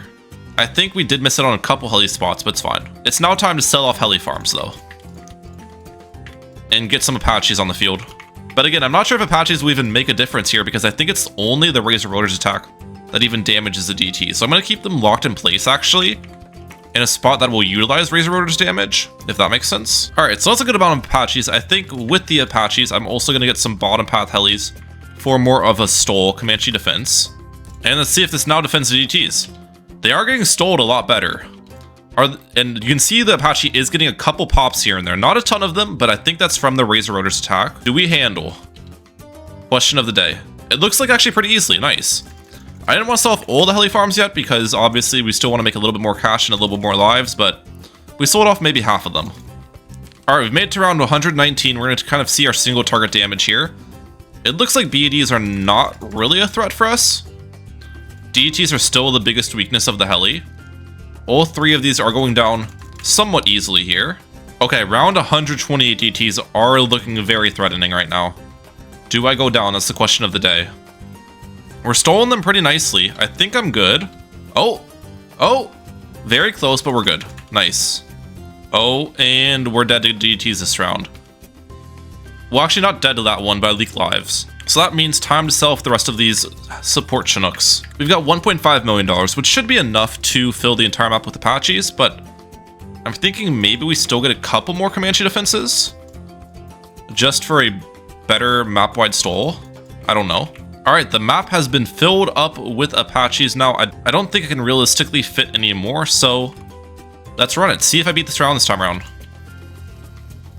I think I should. We're looking good at the moment. Wait, did I really die against those initial DTs? That was basically nothing. Okay. Wow. That went down really easily. Now, I do remember there is a huge wave of DTs on round 138, so that could be a threat, and it's fortified too. How's the Razor Rotors doing? You can see the damage is very little, but it's still damage nonetheless. We are kind of hanging on. Not really. I don't know if we defend this, in all honesty. I get another Special Operations ability here in a second. There we go. The Special Operations does most of the damage here. One DT got through. We're good against that. And we did actually defend. Nice. Let's see if we can pop this fortified BED. If we can't, obviously I can put these helis on pursuit, but then I'd have to put them back on lock in place later, so I really don't want to do that. I don't think we necessarily need to put them on pursuit, though. We're actually, well, we might need to. The damage is not looking that great, in all honesty. Oh, no. Yeah, okay. Well, then. That sucks. Okay, let's pop down the layer here in a second. Wait. Pop it. Nice. Fortified ETs. Can those go down, please? Helis, do something. I think I heard one pop. Okay, we popped them. I heard them pop. Let's go.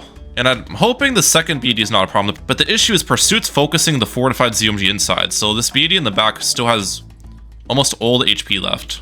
It's unfortified DT insides though, so I think I'm good. Let's see. Do I pop those?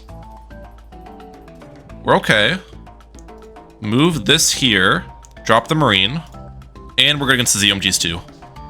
Round 140 was finally beaten. Nice. And we are just completely dead here, I think. Yeah. I don't know, guys. I don't know. I don't know if I have it in me to just keep on unlocking and locking these guys in place when I need to. We'll see if locking them in place allows us to defend the DTs here, though. I'd imagine it does. Try this again. When do the DTs come out? There wasn't even that many DTs this round, too, is the thing. There's only a couple. Do we defend them? We are still struggling, actually, pretty hard. No, we're just completely dead. Yeah, that's the end of the Heli, guys. 142 rounds. I really don't think there's a way I could beat this round. I don't see it. The Heli just sucks too much against DTs. As for the pop count check, though, that a lot of you guys probably want to see, 1.2 million on Special Operations, 5.6 million on Apache Prime, and 1.7 on Comanche Commander. All of the Apaches I spammed have about 500k apiece as well. And now we're on to the Mermonkey, which I'm trying to look at the maps and see which one's the best. Spa Pits actually has a pretty good layout for the mortar, but very limited space. I'm thinking resort. I feel like the mortar can make it pretty far here. The nice part about the mortar is it can pop every single type of balloon, right? I can get the burny stuff into signal flare, which can decamo balloons, and then I'm also going to utilize heavy shells in the early game to pop the black balloon layer. So yeah, don't really have a balloon type weakness here. Now the one actual weakness of the mortar I'd probably say is single target damage, like BADs in specific for the late game, because obviously mortar is like a splash damage dealer. It does well with clumps of balloons, not single target balloons. But the nice part about the mortar, which a lot of people forget about, is the Poppinol actually buffs the damage of artillery batteries towards BADs. So it's probably what we're going to spam late game, just a bunch of artillery batteries, and hope that can pop the BAD. Obviously with the other 5th tier mortars in mind too, like the blue incineration and stuff. Now one question I need to ask myself is, what path do I want on my biggest one? There's definitely an argument to be made for both of them. The bottom cross path is more overall damage for the biggest one, but the middle cross path gives you more utility because of more consistent stunning. And I'm thinking I'll have enough damage from my other paths of the mortar that the utility is of a greater benefit. So we'll get the middle cross path. Get you up, perfect. Let's get my blue incineration in here as well. That's 2 5th tier mortars. And we'll save it for popping on next. Come on. Let's see how we look against DTs though. Right now it's appearing DTs are zero problem for me. I'd imagine they aren't a problem because biggest one stuns them, artillery batteries can damage them, and blue incineration obviously burns them down too. In round 96, I do finally get that popping on screen. That's fantastic. All right, how do we look against fortified DTs though? Obviously more threatening. Oh wait, I forgot blue incineration actually defortifies them. Yeah, that's pretty nice. And the round 100 BAD. Bring it on, ladies and gentlemen. Another ABAT, and another one right here. Perfect.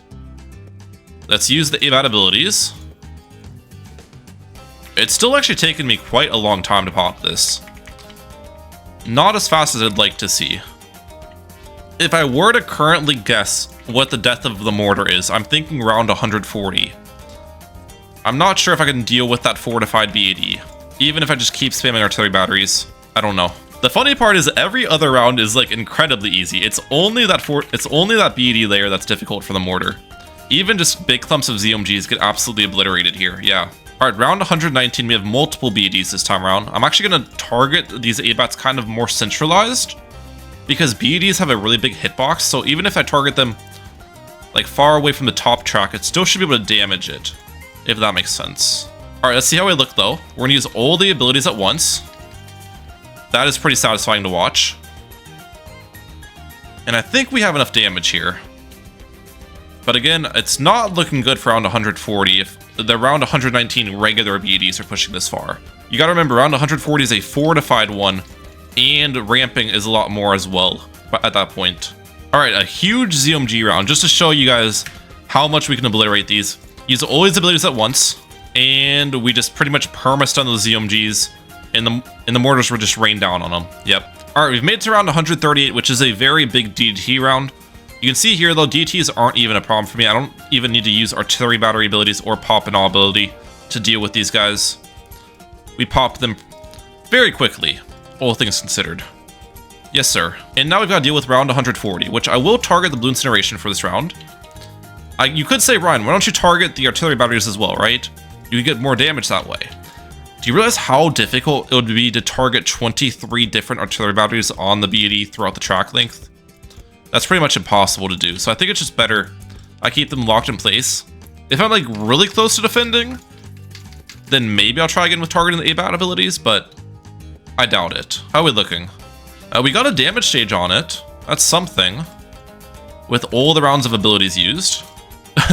Damage stage might be all that I get though, because I'm getting the abilities back, but the BAD is now out of the range.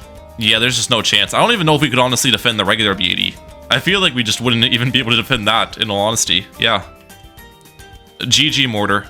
Round 140 is your death. As for the pop counts, 6.5 million on Bloomson. That's actually pretty crazy.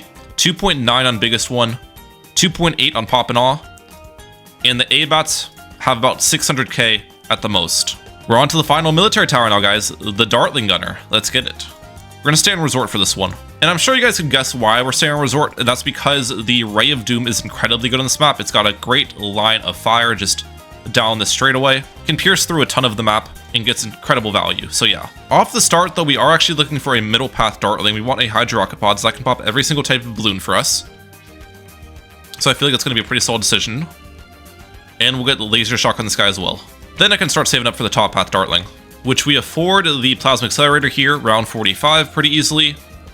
The Plasma Accelerator also has incredible Pierce, so I don't think we'll have any issue on the save up. The weakness of the Packle is purple balloons, but HRP takes care of that, so yeah. Alright, round 63, how do we look against the ceramics?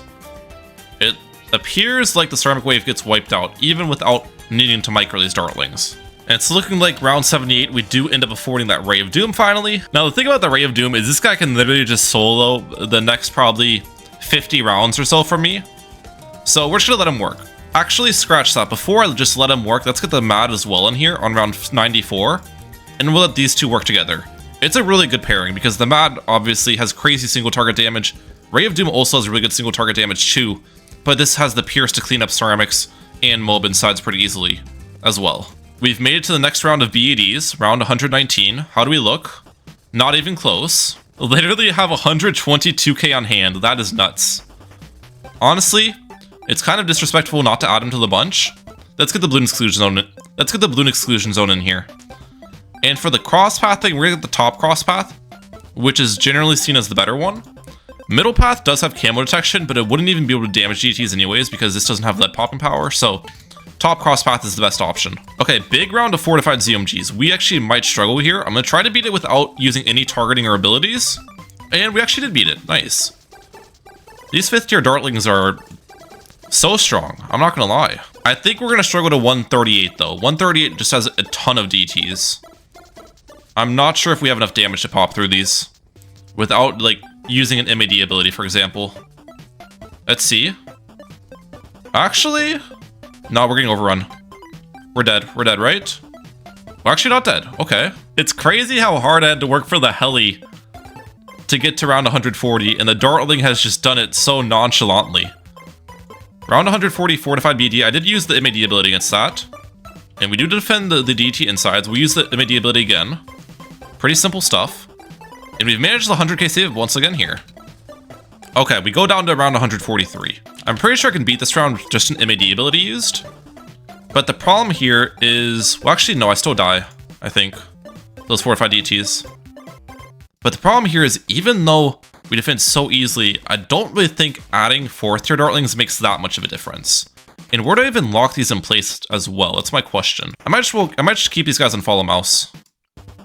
Plasma Accelerator is the best 4th tier Dartling to add though. This is going to help us out against GTs, which is probably my biggest weakness. It is a significant DPS difference though, between the 5th tier Dartlings and the 4th tier ones, I'll say that much. MAD ability, and we're good, okay. One other thing I low-key forgot about is when the Plasma Accelerators cross their paths, they create these like magma pools on the ground. I don't think that actually does that much damage, but it's from a monkey knowledge.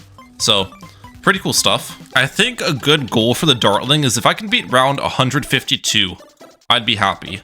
The reason why I'm setting my goal at 152 is because that's what the Ace got. So currently the Ace is like the best performing tower that I've tested, which doesn't have farming within the tower or a paragon. And Dartling is in that same category as the Ace, right? So yeah, that's why I was comparing it. Okay, DTs here are a little bit scary. I think I'm good. Yeah, we're chilling. BEDs should not be a problem for us. We're good against the first one, and we're against the second one. Oh, that is looking scary. Fortified DTs are a big threat. Okay, we're gonna put the MAD on normal targeting now. See if that makes a difference. I'm gonna wait on the MAD ability till the DTs come. The other problem is that the MAD's just getting completely blocked by these ZMGs too, right? So it's hard for me to focus the DTs. We did defend. Okay. We somehow survived that. Nice. 2 BDs remaining. We use the MAD ability again here. And that should wipe out the rest of this. Right. DTs. We're good. And the ZMGs are not a problem either. Okay. If I beat this round, we officially pass the Ace, guys. Let's get one more Packle in here. Perfect. MAD ability. Uh-oh. Uh-oh. That wasn't the best Dartling targeting, but we still defend those GTs. This is actually a really difficult round. Oh my gosh, wait a second. Does the Dartling and the Ace die on the same round? That's crazy. I've got some ideas of how I can beat this though. So my idea is to micro the MAD, which I'm thinking I'll micro it to like this location. Okay, and then for the second wave of DTs, sell you, MAD ability. MAD down there. MAD ability. Come on. Defend. Please. No way I'm still getting overrun. That's gotta be possible, though. It's gotta be. Alright, I can't beat this round for the life of me, so I'm making even another step. Which is pretty much gonna make me lose the next round, I'm pretty sure. But at least we beat the ace. And the step I'm doing is moving the Ray of Doom as well. When this set comes, I sell you, replace you, mad ability, sell you, replace you. And that should be able to defend the back end of DTs, hopefully. Right? Yes. Okay, put these on follow mouse. Let's not die against the rest of this round here. We still have to beat this stuff. Which actually could be very challenging. I need that mad ability back, please. Yes. Perfect. Am I good? Barely. Okay. We're hanging on. Let's get a Blue Narrow Denial System on target independent in the back to knock back some ceramics. Am I good here? We're hanging on, we're hanging on. Yes, yes, yes. Hang on. I need that mad ability back. Desperately, actually. Mad ability? Oh my gosh. I think I'm still dead at this round. Come on, bro. I give up. I give up. I can't beat this round. I tried for another like 10 minutes. It has tied the ace officially. Okay, looking at the results here, I actually didn't even notice this initially. The sub, ace, and Dartling all tied at round 152, which is kind of funny. Sniper had 191 rounds, and then Boat, obviously the massive leader, at 259 rounds. And Heli was behind at 142 rounds. But in all honesty, military towers performed pretty well. Much better than the primary category. But now it's time for magic. Starting off with the wizard. And for the wizard, we are back on logs, ladies and gentlemen. I feel like this is probably just the best overall map for this guy. Now you might be looking at the wizard and thinking, Ryan, this tower has one big weakness like a lot of the other towers you've showcased, and that is the purple balloons. To which I say, yes, there is a purple balloon weakness, but it's not a huge weakness, as you can actually pop those purple balloons with the Necromancer undead balloons. So we're gonna be saving up for this first things first here, and just try to get a Necromancer super early, which is actually afforded on round 19. I don't actually know when the first purples come out, but we do have it in time, which is fantastic. And we'll get the middle cross path on this as well, because why the heck not? This probably should be on Prince of Darkness later. You can see here, round 25 purples do get defended. But yeah, I'm honestly a little bit curious. Can the wizard actually just straight up defend long enough to save up for the Prince of Darkness? I feel like there's a chance if we can defend the round 40 Moab, so we'll see here. Does this have enough Moab class DPS? It's looking like that's a yes. Ceramics remaining. And we do defend. Nice. Okay. Only 10k more to the Prince of Darkness. And that Prince of Darkness is going to be afforded on round 47, it's looking like. Let's get you up. Perfect. And yeah, the early game should be pretty simple with the wizard. I think the overall plan is just get all 3 5th tier wizards in here, because it's important. Magnus Perfectus is obviously not going to be afforded. There's just no chance I'm going to save up 600k. Alright, and we afford the Archmage on round 67 here. I am going to get the middle cross path on this as well, because it's just the better cross path. It's been buffed a ton recently, as showcased in some of my videos. And then our Wizard Lord Phoenix, I'm thinking I'll just put it right next to the Archmage over here. That's probably a fine spot. Now, as for the cross path for the Wizard Lord Phoenix, we actually did end up getting the top cross path here, just because we already have decamos in the forms of the Shimmer from the Archmage and the Shimmer from the Prince of Darkness. And if you do have a decamo, I'm pretty sure the top cross path is just better for this guy. DET's coming in, those get obliterated immediately. And yeah, I think what we're gonna do here is just wait as long as possible and see how long these 3 tier 5 wizards can defend. Round 100 BAD goes down really easily. I still haven't needed to use that Wizard Lord Phoenix ability, which is fantastic. Oh wait, round 104 actually go down. But if I use the Wizard Lord Phoenix ability, I'm sure I defend. Yeah, that makes a huge difference. DDTs though are like the easiest thing, which is kind of weird to think about, because with the previous towers, DDTs were like the biggest threat. Wizard, though, is very strong against DTs. Alright, it's kind of crazy that the 3 5th tier wizards have made it this far. 126k saved up is what I'm currently sitting at. And yeah, we still haven't died yet. So far, the Prince of Darkness is at 1.275 million, Archmage is at 3 million, and the Wizard Lord Phoenix is at 2.6. Purples are about to run through, so we're going to use the Wizard Lord Phoenix ability, which can also pop purples. And I should be good against these fortified ZMGs, I'm thinking. It does get a little bit scary sometimes, but we're hanging on well, right? Yeah, we're good. And even big DT rounds like this are still not a threat. I don't even need to use the Wizard Lord Phoenix ability against that. This might be the end of the 3 5th tiers though. I don't know how we're going to look against 3 BADs. And I think the round 119 BADs have like double the HP as the round 100 one with how ramping works. We'll see though. The first one actually gets popped pretty quickly. I think I'm okay here. That's 2 down. This is kind of ridiculous. I've already got 140k saved up. Yeah, wow. If the Magnus Perfectus was like the cost of the Dart Paragon, for example, we would easily have it afforded, but unfortunately it's quite a bit more. Okay, this actually might be the end. There's a big DT round with Fortified, and I don't have Wizard Lord Phoenix at the start of the round. So funny enough, DTs are actually what takes us down. Now I guess the question that needs to be answered is which 4th tier wizard do I want to spam? And the answer to that is I think Arcane Spike, ladies and gentlemen. Arcane Spikes have pretty significant single target damage and have Seeking Projectiles and all of that, so it's really great. And according to the information on the cross pathing, which I'll put right here, I'm pretty sure bottom path is better with the Arcane Spike. I'm still going to buy Monkey Sense because that actually does increase the range as well. I could be wrong on this, but I think bottom cross path is better. Alright, I have spent all my money on 402 Arcane Spikes. Does this make a difference for DTs? And it appears like it makes a huge difference. Oh my gosh, the DTs aren't making it anywhere now. Okay. Well, that's a good sight to see. I was also considering spamming some Summon Phoenix abilities as well, which could be helpful, but I feel like it's better just to get Arcane Spikes so I'm a little bit less ability reliant with my defense. That's my current thought process with it. Also, don't worry about the like least tiers thing in the top. I accidentally had that enabled in Challenge Editor this time. I'll turn it off for the next run. Didn't even notice that till now. Alright, very big DT round here. Let's see how we look. Currently, we're hanging on pretty easily. I don't even think I'll need to use the Wizard Lord Phoenix ability, but who knows. Let's just see. It's looking like we're good. Yes, yes, yes. Now, I'm a little bit worried about round 140. Because that Fortified BAD is very threatening. We're gonna use Wizard Lord Phoenix ability from the rip. Still no damage stage, which is a little bit concerning. There's a damage stage. Let's actually upgrade these last 2 to Arcane Spikes as well. Yeah, you can see even just 1 Arcane Spike actually has pretty significant DPS. This one's already done like 2,000 damage. Not bad. I don't know if we'll defend this in all honesty, guys. We just hit the 2nd damage stage, but it's about halfway through the map. I think we might be doomed here. It really depends on the Fortified DT insides if I can defend them in time. The back one was actually defended first, which is funny because the Seeking Projectiles just hit it.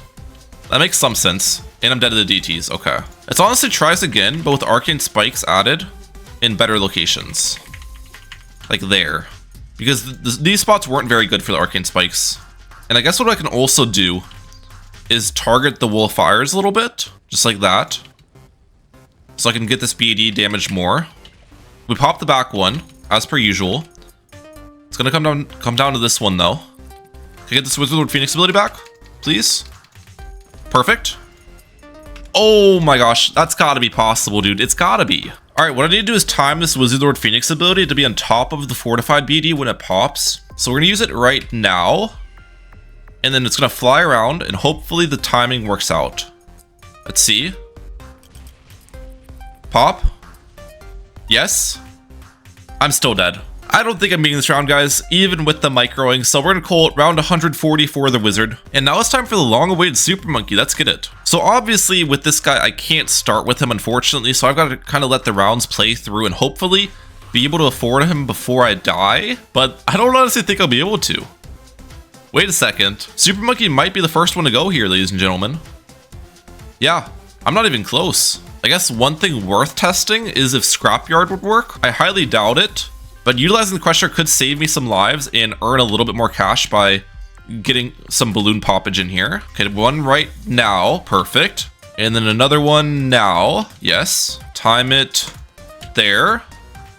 Okay, I'm at what, 1455. I mean, we're definitely closer by quite a bit, but I still don't think we're gonna afford here, unfortunately. Like, I should have used Crusher. I'll use it now. I think I'm dead right here, though. Am I? Yeah. Well, then. And I'm still like $600 off. I guess round 7 is the limit of the Super Monkey. There isn't a single map in the game that allows us to defend the early rounds, right? No, I don't see it. Unfortunate ending for this guy. I'm not going to bend the rules and give myself like extra starting cash. I think that would be a little bit unfair to the other towers, so we're gonna call it. And now it's time for the Ninja Monkey. Let's get it. So the Ninja should be a pretty simple tower for us. First things first, we want to get that Flash Bomb up just to have easy lead popping power. And honestly, with the ninja, the Master Bomber is such a strong late game defense with the stuns and just the overall damage that I think our best bet here is basically just save up for the Master Bomber and the 20 Shinobi stacks as early as possible. Alright, so it looks like we're gonna afford that Master Bomber just in time for around 63, I'm thinking. Right? Yep, there we go. And with 6 Shinobi stacks, that should be enough to defend everything pretty easily. Now, I'm actually not sure if I will get 20 stacks in here is my only concern. At least with my current placement. I feel like that's a really good location for the Master Bomber. We'll see. I'm gonna try to fit these in as perfectly as possible. That's 10 stacks. 11. 12. 13.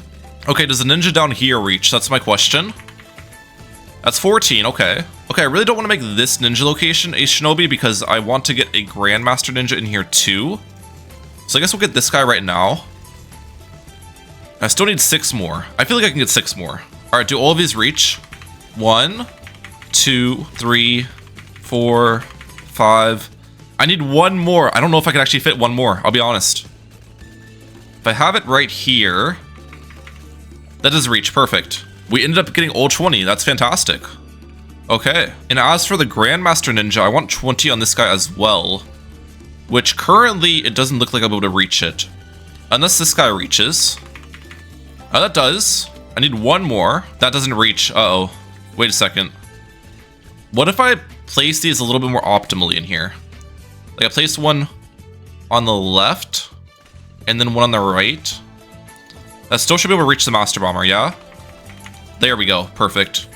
And honestly do it again over here too. Okay, so I guess with this setup, we want to get the other 5th tier ninja as well, obviously, which is the Grand Saboteur. Perfect. And the question now arrives, what 4th tier ninja do we want to spam? Sticky Bombs, Blue Jutsus, or Balloon Sabotages? Well, I think a couple Balloon Sabotages is definitely not a bad idea, so I can have max uptime with the Sabo. So we'll get like 4 of those. In general, you want to spam Balloon Jutsus. Balloon Jutsus are one of the best late game upgrades in all of BTD6. But the problem for us here is I don't have any damage amplifiers, like Glue Storm, Cripple, Moab, Permabrew, all that type of stuff. I still think Balloon Jutsus are still the way to go, because you can't really stack Sticky Bombs, I'm pretty sure. Like, you can't throw multiple Sticky Bombs on the same blimp. So yeah, we'll spam Balloon Jutsus. Oh, also, I didn't even realize I didn't purchase Grandmaster Ninja yet. Definitely want that guy in here. Alright, round 119 has been hit, so we have some more blimps I gotta deal with, or BEDs. Let's get a couple more Balloon Jutsus in here. I'm trying to get some Shinobi stacks for them too, but it's really hard to get 20 stacks with your Shinobis when the range of the ninjas is so small due to the fact that we don't have buffs for them, so that is a concern of mine. The BEDs go down really easily though, which is nice. I feel like Ninja can beat the Wizard here.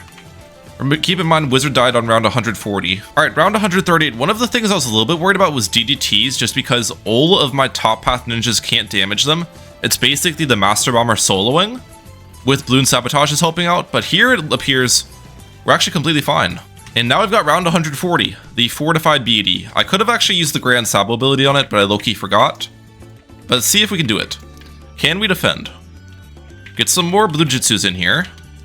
I'm going to get Shinobi stacks on these guys as well. We're looking pretty solid as far as damage is concerned. Look at this. The back BED should be a lot easier to defend than the front one, obviously. And yeah, we're actually going to pop this a lot faster than the Ninja popped it. And the inside should be a lot easier to defend too with the Master Bomber stuns. So I think we're okay here. Honestly, the Ninja might just beat out the Dartling, the Ace, and the Submarine as a tower that's made the farthest without buying a Paragon or having money making.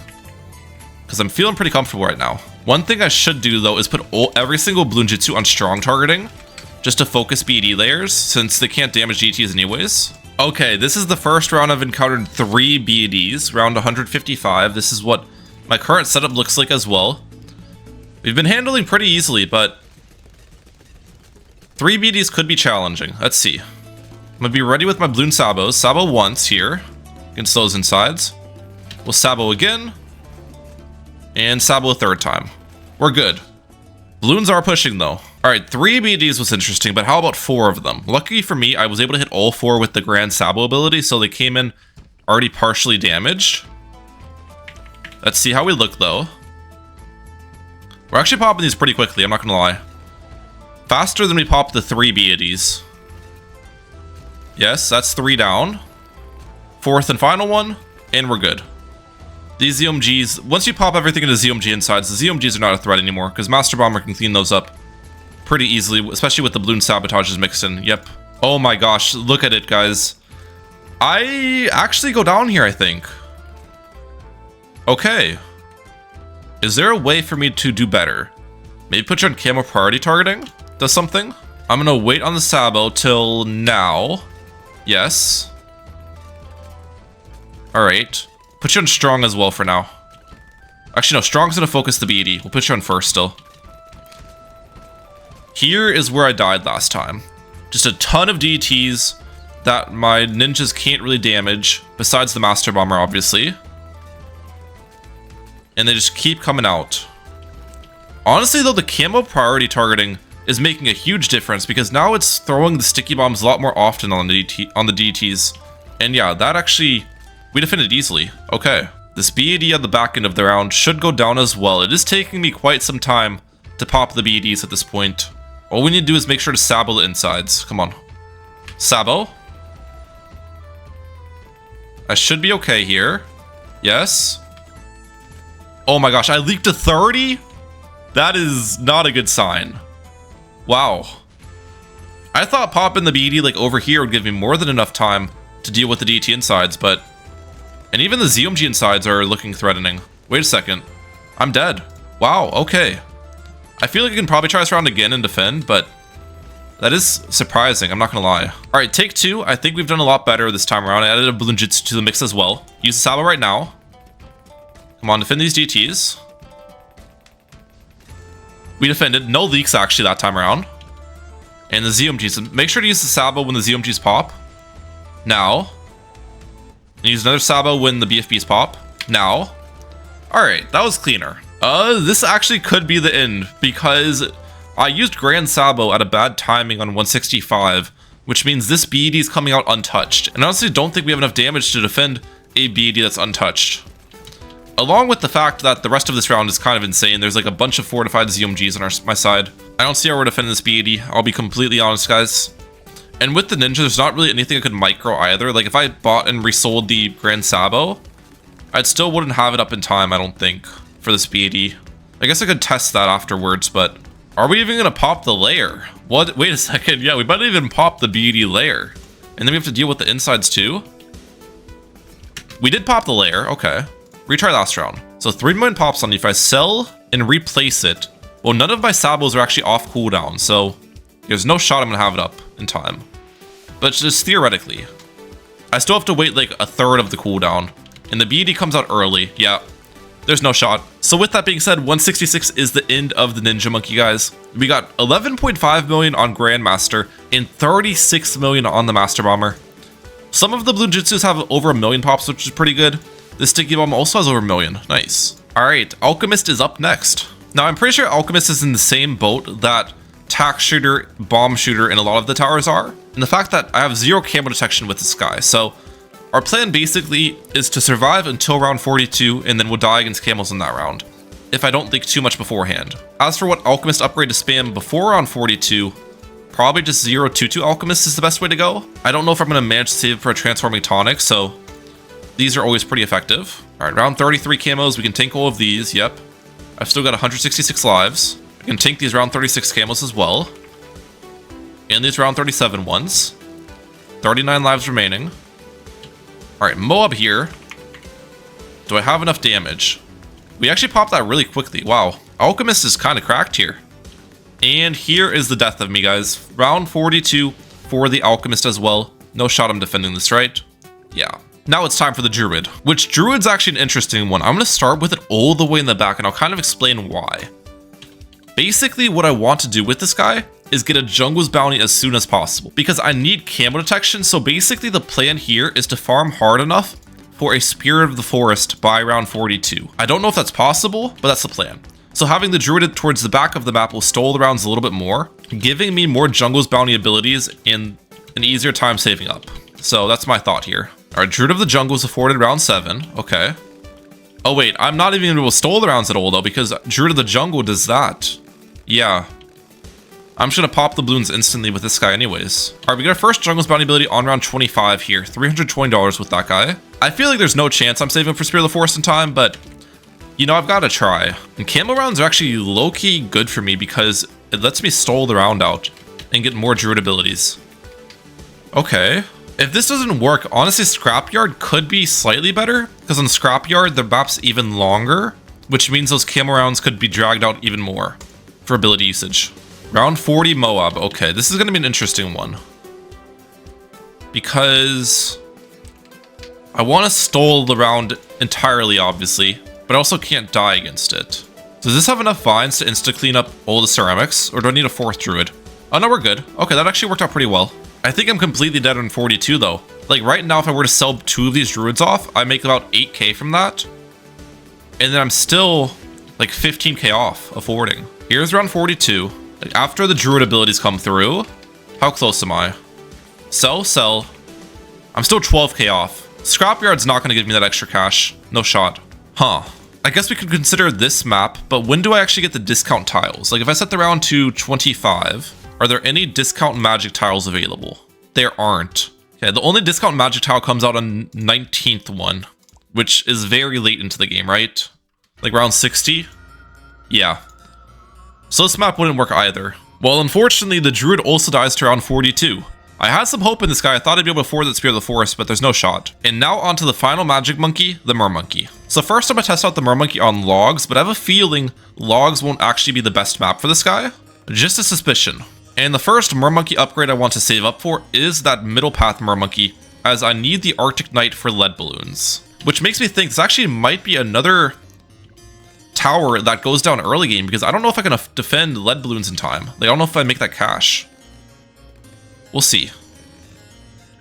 And also purple balloons on round 25. 1 second. I guess I can get a second Mermonkey down early just to defend those purple balloons on strong targeting. If that can pop down the layer for me. It's doing a decent job. Okay, we didn't really leak too badly there. That was fine. Alright, round 28 leads, I should be able to tank all of these. But round 30 leads are gonna kill me here, aren't they? Even if I were to sell the second Mermonkey, I don't have enough cash. Okay. Well, that answers my initial question of if the Mermonkey would be best on Sulphur Springs or not. Ideally, this would be probably the best map for a late game Mermonkey, as like the pop side is insane on this map with the amount of bounces. But I would have the same problem with dying to round 30 leads. So it wouldn't work here. Which means the map I need to run this on is Scrapyard once again, guys. As I can use that Crusher to defend the lead balloons. Or at least some of the leads. To hopefully buy me time. Alright, round 28 leads. I'm hoping to get maybe 3 or 4 under the Crusher here. Let's see. I think 3 would be good. There we go. Perfect. That'll save me about half the leaks on this round. And then I need to get enough under the Crusher in round 30 to not die here. That's the challenge. 3. Oh, I got 4. I got 4. Okay, I think I survived this. Pop the blue balloons, please. Actually, I leaked 1 blue, which is not good. Put you on last. Hit the rest of those blues. Okay. Do I survive? 48 lives remaining. And Arctic Knight has been afforded. Let's go. This is the first case of a tower that Scrapyard actually helps us out on. Mermonkey would have had a round 30 death with... Oh, wait. Oh, wait a second. Never mind, we're good if I just get Echo Sense Precision on these ones. I didn't even realize that. We're chilling, we're chilling. I thought we were just dead right there. But as I was saying, Mermonkey is the first tower in which Scrapyard is going to make a huge help to our strategy. Instead of dying around 30, I'm guessing I'll survive into the hundreds, yeah. So, we'll see. And as for the next thing to save up for, I'm honestly thinking about Lord of the Abyss, which... I guess we'll place it over here. I'm not entirely sure about the location. But Abyssal Warrior here should be really strong. And we do afford the Lord of the Abyss on round 50 here. Pretty simple stuff. With that on the field, I'm feeling comfortable enough to save for Popseidon now. Which this isn't actually a bad map for Popseidon now that I think of it. There is quite a bit of obstacles here. And Popseidon is afforded on round 77. Perfect. We should be able to defend everything really easily now. I think we save for the final harmonic next, is my thought. Which I'll just place over here. Or actually, now that I think about it, the final harmonic placement really doesn't matter since you can target the song wherever you want. So it's technically better for me to have it over here. And then I'll just target the thing right here. Perfect. That works out well. Round 95 DTs, how are we looking? I'm going to use the Popseidon ability here. And that actually does quite a bit of work, yes. Alright, round 100. Let's use the pop sign ability right now. Hopefully I can get some crazy bounces in here. Honestly, it didn't do as much damage as I would have hoped, but it's fine. We'll use it again. And then we'll use it a third time now. I think we're good. I can always target the final harmonic a fourth time, and we're chilling. And I think the best Mermonkey to spam around the map is most likely going to be the, what's it called? Arctic Knight. So we'll start doing that. As for the cross pathing, we'll get top cross path on most of them. Oh wait, actually, this could be the ending round. Round 119. Let's use all these abilities at once. How much damage are we actually getting off here? I don't know if we're defending these BDs, I'll be completely honest. I can get, I think, one more Symphonic Resonance, maybe? In the back, yeah. We do afford that. All the abilities again. Now, the first BD is probably gonna get popped here in a second. Yeah, okay.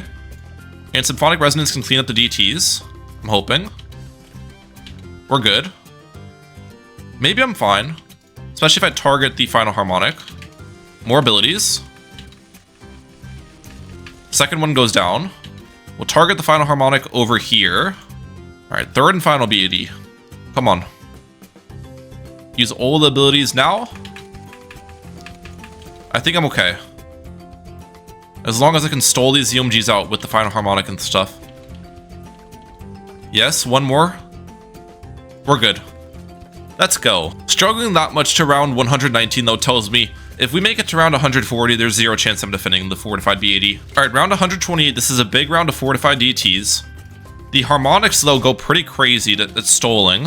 Let's use the abilities now. And yeah, it appears DTs, BFBs, all that stuff are still no struggle for us. It's only the bads that I'm struggling against with this setup.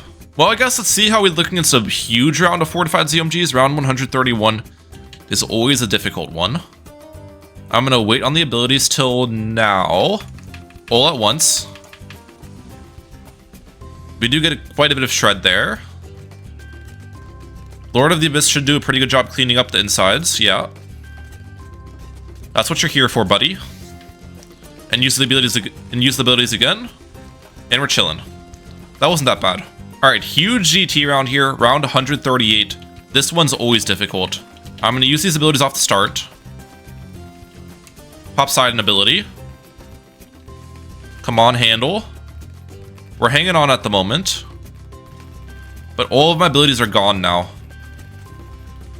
I think I'm dead. Okay. I'm going to try to wait longer on the ability usage then. Can I grab that one? Okay, we popped the first one, nice. Wait. Now we use some abilities. Not every single ability yet, though. Don't die to the zebras. Okay, we survived that somehow. Wait on the rest of them. Let's use some more now. Please handle, please handle. Grab that DT. We handled. Let's go. All came down to... Wait, we died. Alright, I've been on this round long enough, I can't beat it for the life of me, so here's what I'm gonna do. We are gonna micro my Pop Poseidon. I'm gonna sell you and replace you, and use this ability. And then I might have to do it again. We'll see. Do I have another one that's off cooldown? I don't think I need to do it again in all honesty. I think one micro is probably enough. Yeah, we're good. Okay. Man, I was getting tired of trying round 138. I got close a couple of times, but the micro I think was necessary. And here we go, round 140. Let's use all the abilities at once. And we did basically 0 damage there. That's nice. I'm thinking the only way I'm going to take this down is by microing Pop Poseidon like 20 times. So that's what we're going to do. We're going to use ability right now. I'm going to sell, replace. Wait. Sell these off too. Replace, Pop Poseidon. Sell, replace, Pop Poseidon. Sell, replace. Do it again. Even with microing, I don't think we're defending. Like, we're still just not even close, in all honesty. And I'm running out of cash too. Another one here. Yeah, 140 is the end. Alright, it was a good run, Mermonkey. And with that, the magic tower is now done, guys. with the leader of this group being the Ninja at 166 rounds, Mermonkey and Wizard tying at 140, Alchemist and Druid tying at 42, and Supermonkey behind everyone at 7 rounds survived. Now it's time to get ready for the banana farm. Which obviously there's nothing really special with this guy. I mean, it makes you cash, but it can't pop any balloons, so it's the same kind of case as a Supermonkey. I'm just gonna play it on Scrapyard, use the Crusher a couple times, and we end up going down on round 7. GG banana farm. And for the spike factor, I'm thinking Spa Pits is actually the best map. Now you might be thinking Logs is better, and Logs could be better, just because there's more. Logs is a slightly longer map. There is more overall space to place towers on the Logs as well. But the advantage of Spa Pits is just the map layout works really well for the super mines, in my opinion. And the super mines is obviously going to be our biggest damage dealer by far here. So we're going on Spa Pits. We're just gonna start with the spiked bowls though. Come on. And then we're gonna get the middle crosspath on this guy as well, which is gonna be the super mines later. Now it would be fantastic to get that mega massive munitions factory for 680k, but there's zero chance I'm gonna be affording that. Unfortunately. You can't really afford paragons unless it's a tower that has the paragon and farming with it too. I doubt I can manage the 106k save up with only spiked mines. That would be kind of insane. So I think what I'll end up doing is getting a carpet of spikes in here too. Carpet of spikes first, and then we save up for super mines after that. That's my plan. And we do afford that carpet on round 62, just in time for 63, which does get obliterated. All right, so Carpet of Spikes has been doing a fantastic job for us on defense. We've made it all the way to around 94, and I'm still about 20k off on the save up for super mines. You know, super mines is very expensive, even in easy mode here. I definitely want to get Perma Spike too, but I think we'll get super mines first. We should afford super mines, I think, before round 98 ideally. Because I think I die around 98 if I don't have super mines up. I actually might be dead around 96 here. Wait a second. Try this round one more time. Yeah, I'm dead. Okay. Huh. I mean, I could get a perma spike, but I think if I spend that much money on perma spike, I'm just not going to get super mines whatsoever. So maybe I do something cheaper, like a spiked mines. That should help out quite a bit. And then one spiked mines is actually making a huge difference, yeah. The only thing I don't like about this play is I might have to sell the spiked mines for the super mines, and then I just lose money, you know what I'm saying? Because how am I defending round 98? Let's see. Round 98, I'm gonna use Carpet Spike's ability off the start. Please say this defends somehow. I mean, there's a chance it can still defend, I think, if this spiked mines can do insane work. No, I'm dead. 101k saved up, so we're still 5k off. Honestly, what if I go for a third spiked mines? I really don't want to be selling towers and losing money that way. Third spiked mines actually does make the difference for the fortified BFBs. That's good. And then the rest of the round should be pretty easy for us, yeah. Okay. Round 99 is not a problem, and round 100 should not be a problem either. Come on, pop it. Let's go. Oh wait, round 103 is incredibly difficult. Can I afford it in time, please? Don't die to the fortified Moabs. I think I'm dead to the fortified Moabs.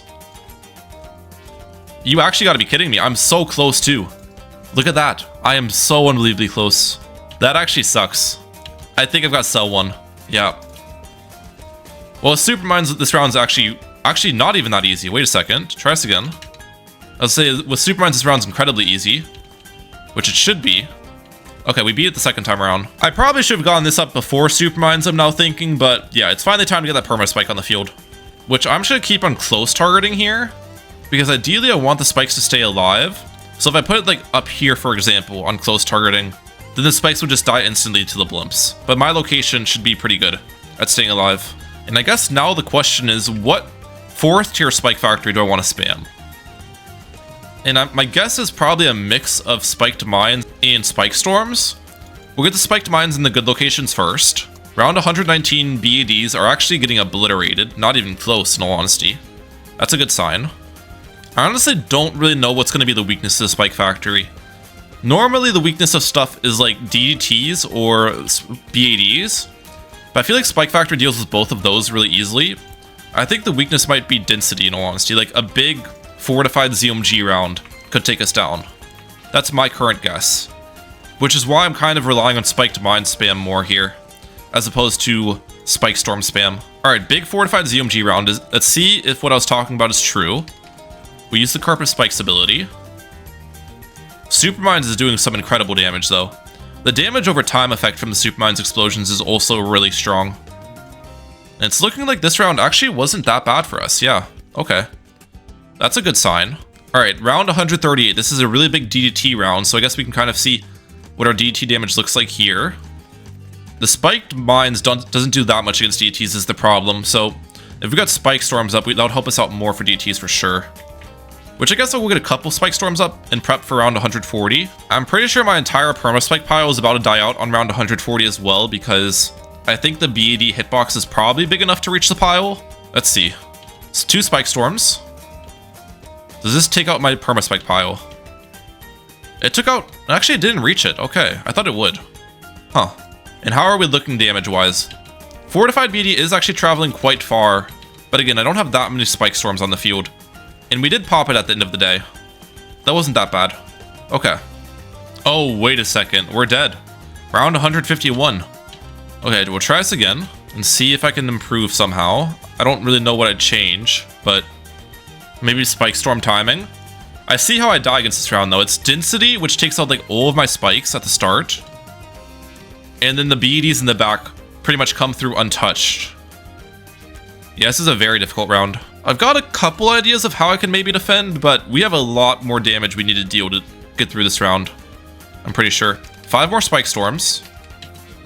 Like, we can pop the BD layers, right? The second one gets popped. The ZOMGs just run through, though. Our perma-spike pile is not that strong in the back. We won't have that many supermines here either. Let's see how close we are. We're actually pretty close, though. Okay, so my first idea is targeting the perma-spike from close to smart targeting. Mid-round, like now, smart targeting on it to throw spikes all the way in the back, and maybe wait on a couple spike storm abilities.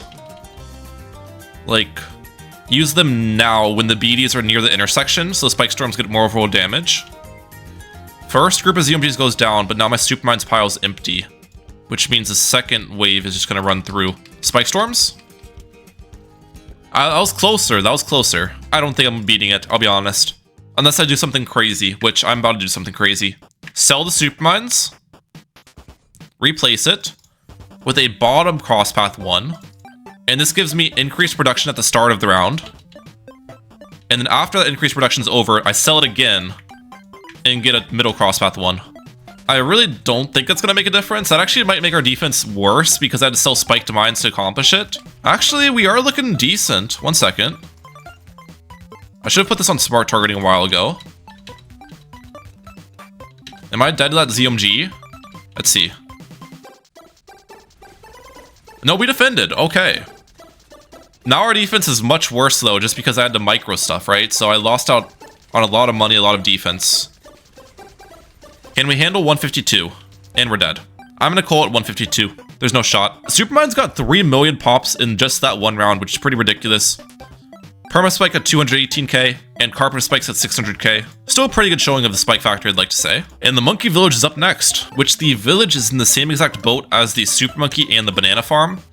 And the fact that I think we'll just make it to round 7 and die then. There's not really much I can do about it. I could get a grow blocker village, you know. I don't think there's any regrows that come out though before round 7 hits. Let's see. We hit round 7. I can destroy some of those and I'm dead. GG for the village. And it's finally time for the engineer. I know a lot of you guys were waiting for this one. And the reason why the engineer is highly anticipated in my opinion is because this is just like the boat. And the fact that the engineer has farming and a paragon, which is the combination you're looking for in this challenge. So as you could probably guess, we're just gonna save for that balloon trap as soon as possible. Try to get farming early here. Perfect. And I'm also gonna get the middle crosspath on this guy just to be able to target the trap. And I guess we should also get a cleansing foam on my end just so then I can eat camel balloons as well. That's always a good idea. Now, obviously, we want to get triple XL trap as soon as possible just to make even more income. But before we hit that point, I think we get more balloon traps up. Just so no balloons kind of sneak by. And yeah, you can tell, like, we already have significantly more cash than you'd normally have on round 40. We have 2 balloon traps, a cleansing foam down, and like 12k on hand. That is kind of ridiculous. How much balloon traps make you money. Okay, Moab here in round 40. I honestly should be fine against it. The balloon trap does enough Moab class damage, and then we can eat the ceramics. Wait. Just in time. That actually worked out really well. And it's looking like that triple XL trap will be afforded here on round 49? Yes, perfect. I will just keep this other balloon trap around to pick up balloons that get through while the trap's like rethrowing. But the triple XL trap does make more income than the balloon trap for like every balloon you collect, if that makes sense. All right, so now with this setup complete, I think the next plan is pretty simple. We want that ultra boost on our side and start ultra boost stacking things. So let's get you up. We'll get 10 stacks on my triple XL trap first. And the 10th stack is coming in on round 74. We currently have 77k made from this guy, and then the other balloon traps in total have like 4.5k made, not much, but something. I guess the next thing we stack ultra boosts on is probably going to be a, what's it called? Century Champion in the middle. I don't actually want to upgrade Century Champion yet though, because if we upgrade it early, then it's probably going to do too much damage and then take some of our balloon trap income later, which is not optimal. Well, I will need Century Champion though for round 100, so I guess we'll upgrade it in round 100. All right, round 90, our first glimpse at DTs, which just get eaten immediately from our triple XL trap. Pretty nice stuff. We got 10 stacks now on the Century Champion. And looks like the triple XL trap's actually doing some incredible work. Look at this, even against grouped BFBs, it pretty much just eats everything. That's fantastic. All right, round 94, I probably have to target this guy here. My guess is. That's fine, we can target it with these ZMGs, just down a little bit at a time. And we ate everything, that's great.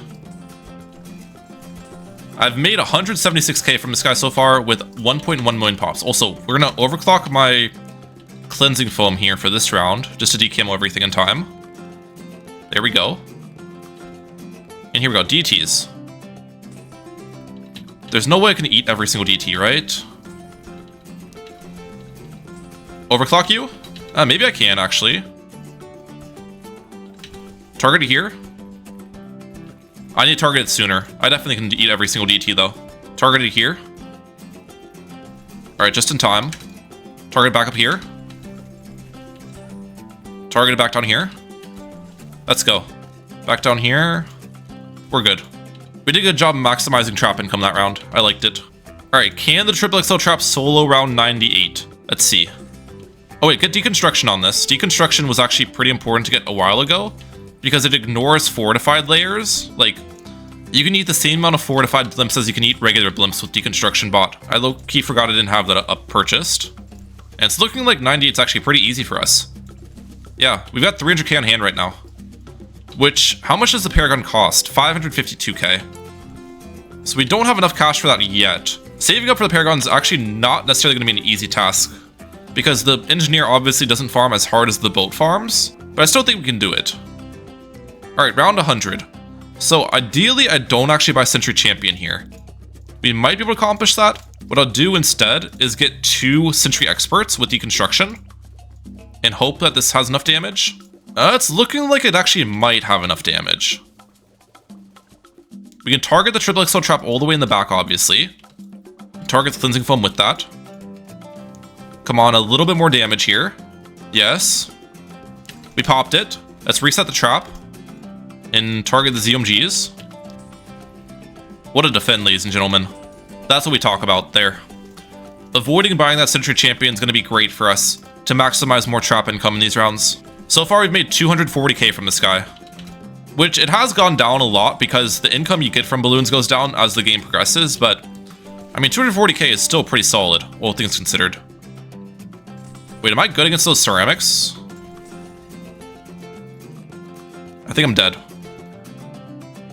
I definitely can defend this round, though. No doubt in my mind.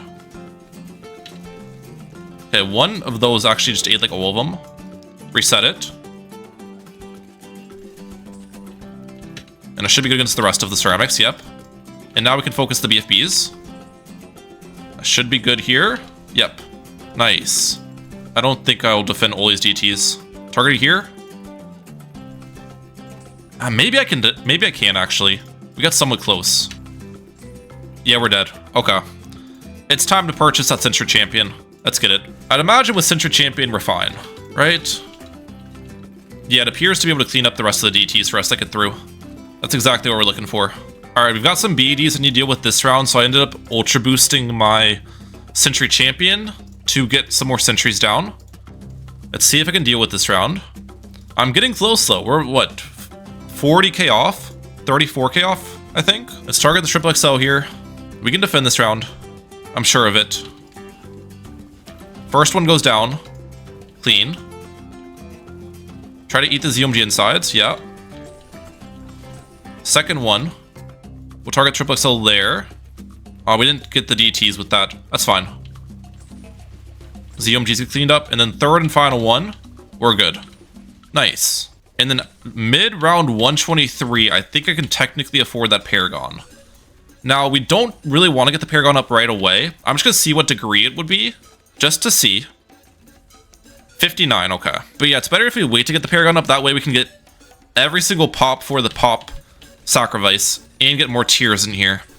And maybe a little bit of a cash slider injection as well. Ideally, we get degree 80, which would be insane. I don't know if we can pull it off, but that's what I'm aiming for. Actually, I might be dead here. Round 128. Okay. So I guess we'll try it again and ultra boost this beforehand. Retarget the trap. Fortified DTs are deadly.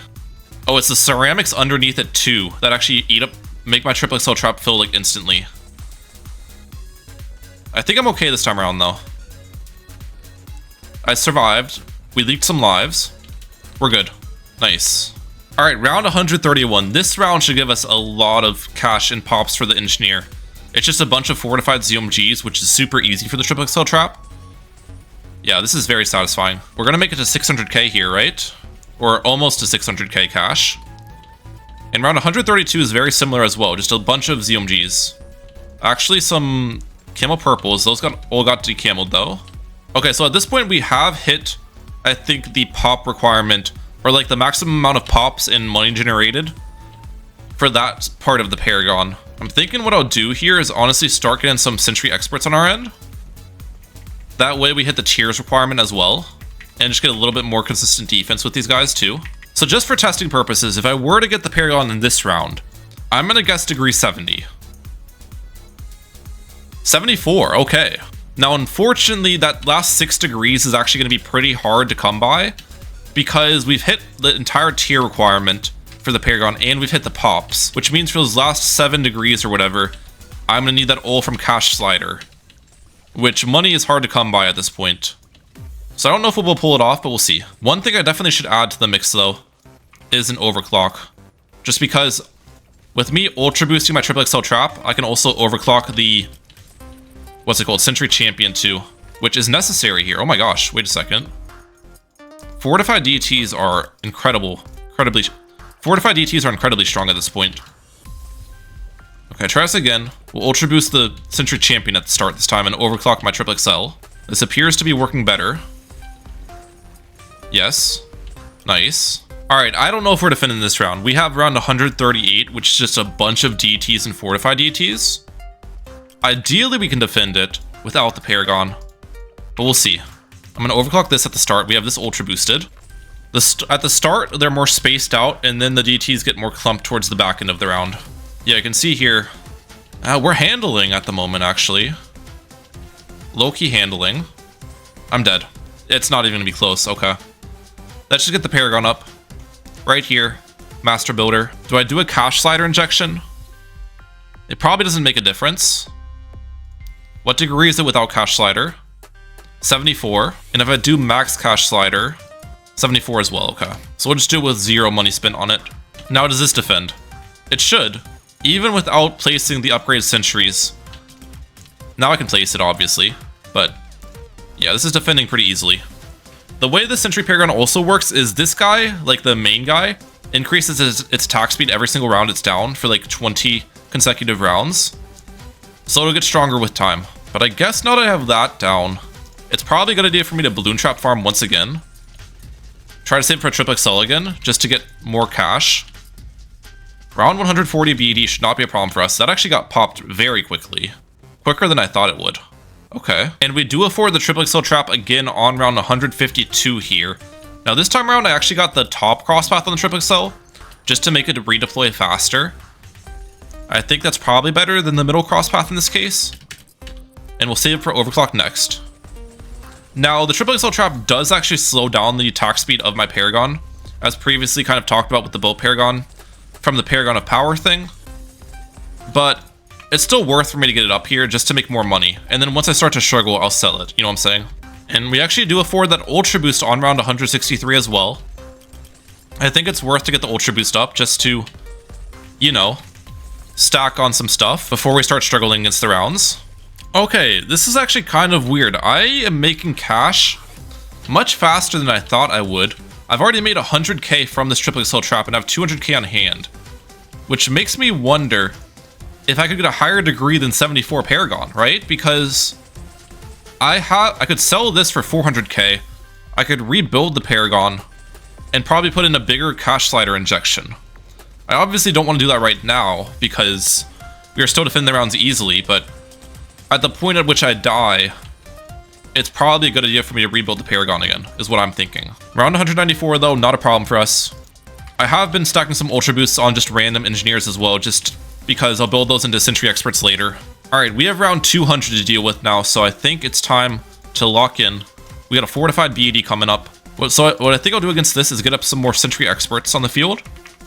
I don't even know where I'd want my Sentry Champion as the thing, because I kind of would want it where my Paragon is, to get the next Paragon in that location. So we'll just do Sentry Experts for now. And do we defend? Question of the day. Here we go. I'm gonna wait to replace the Sentry till it's in range, so I can get the explosion damage in here. Now, perfect. We're actually dealing damage pretty quickly. This is a good sign. That first one's going down nice and quick. Even with 5th tiers, even with 5th tiers on the screen, which slow down my attack speed, we're still looking good. Now, second one actually has quite a bit more HP left, but I think I'll be fine. Let's replace the Sentry. Big explosion.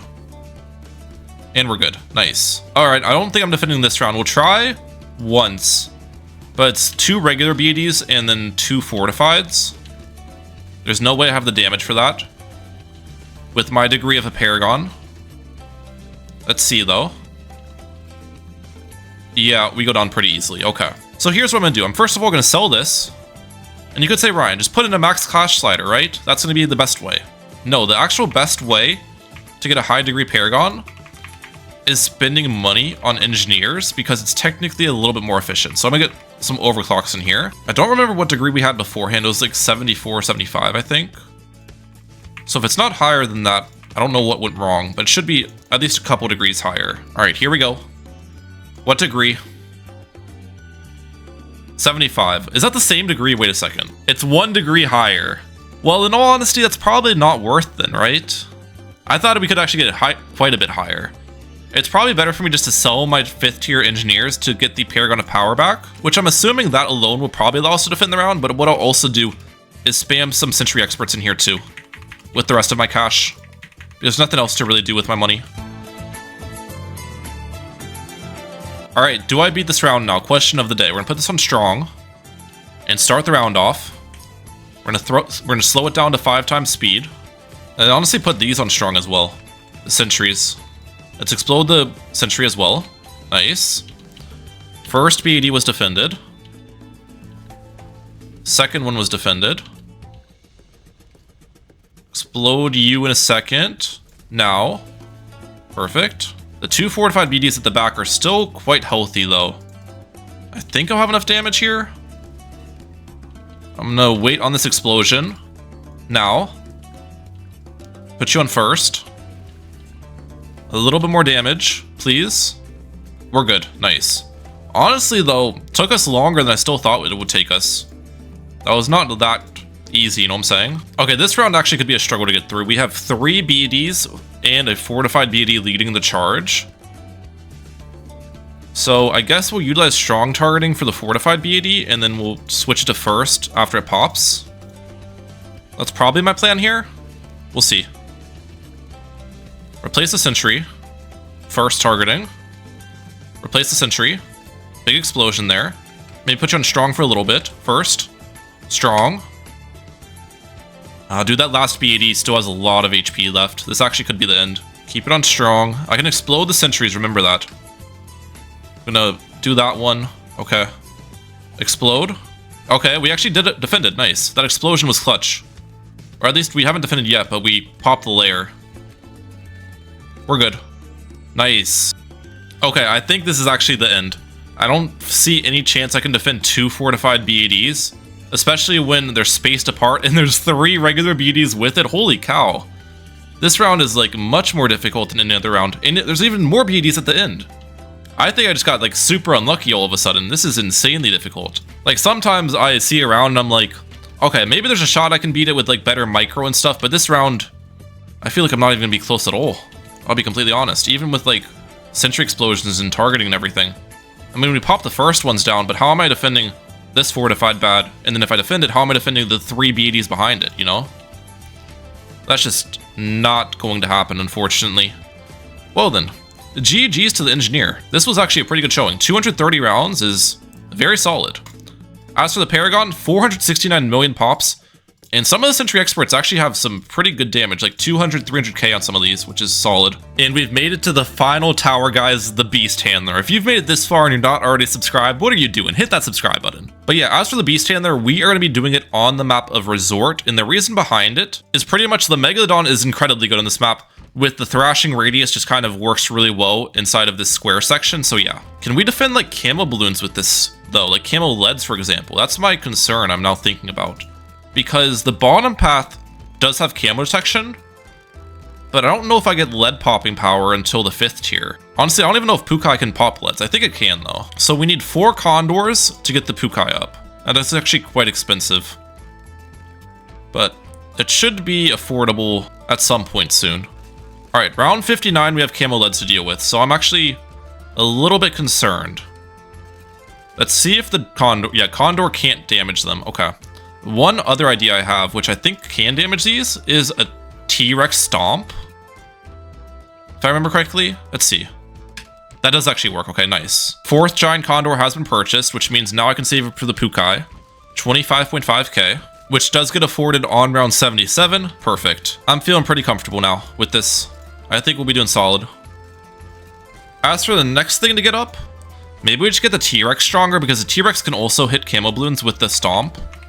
And I'm thinking camo balloons / GTs are going to be the biggest problem for this setup.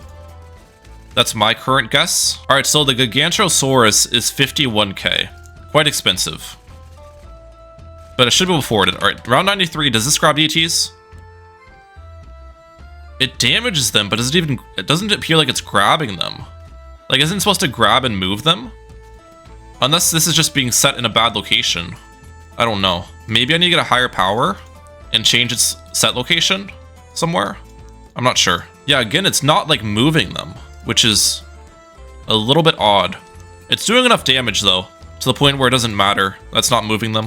All right, round 98 is not looking to be hard at all. We're good. Round 99, fortified DTs. Does it move them? Oh, there we go. Now it's moving them. Why did it take so long though? Maybe because it's like, maybe because when I'm like setting the marker, it's marking it on one of the future paths. I don't really think I can set it and just mark it on the first path, which would be ideal. That doesn't seem to be possible for me. Let's get the Gigantosaurus up here though. Perfect. BED should not be a problem for us. We can stun the insides as well. We're good. Nice. Yeah, fortified DTs are looking to be threatening. We use the stun ability. But I think DTs are a weakness here for sure. I'm still dead. Wow. Okay. We'll try targeting it right here. See if that makes a difference. Because that's the first loop. So, yeah, look at how much more consistent it is now. The problem was where I was targeting it. Now we're defending DTs extremely easily. Wow. Alright, we almost have these guys max power now. We're at 127 out of 132 on the Pukai. So, let's get that one max power. How much more do I need now? I need 2 more. Okay. That's 1. That's 2. Perfect. That's max power. And for this one, I need 1 more. Alright, both of those are max power now. Next, we want to get that max power Megalodon in here. Which, the max power Megalodon, even though it's the strongest one by far, it could actually be a bad idea in this one if I end up dying against GTs, because it does absolutely nothing against GTs. It has 0 camo detection. While the middle path Beast Handler has a little bit of camo detection with the ability, obviously.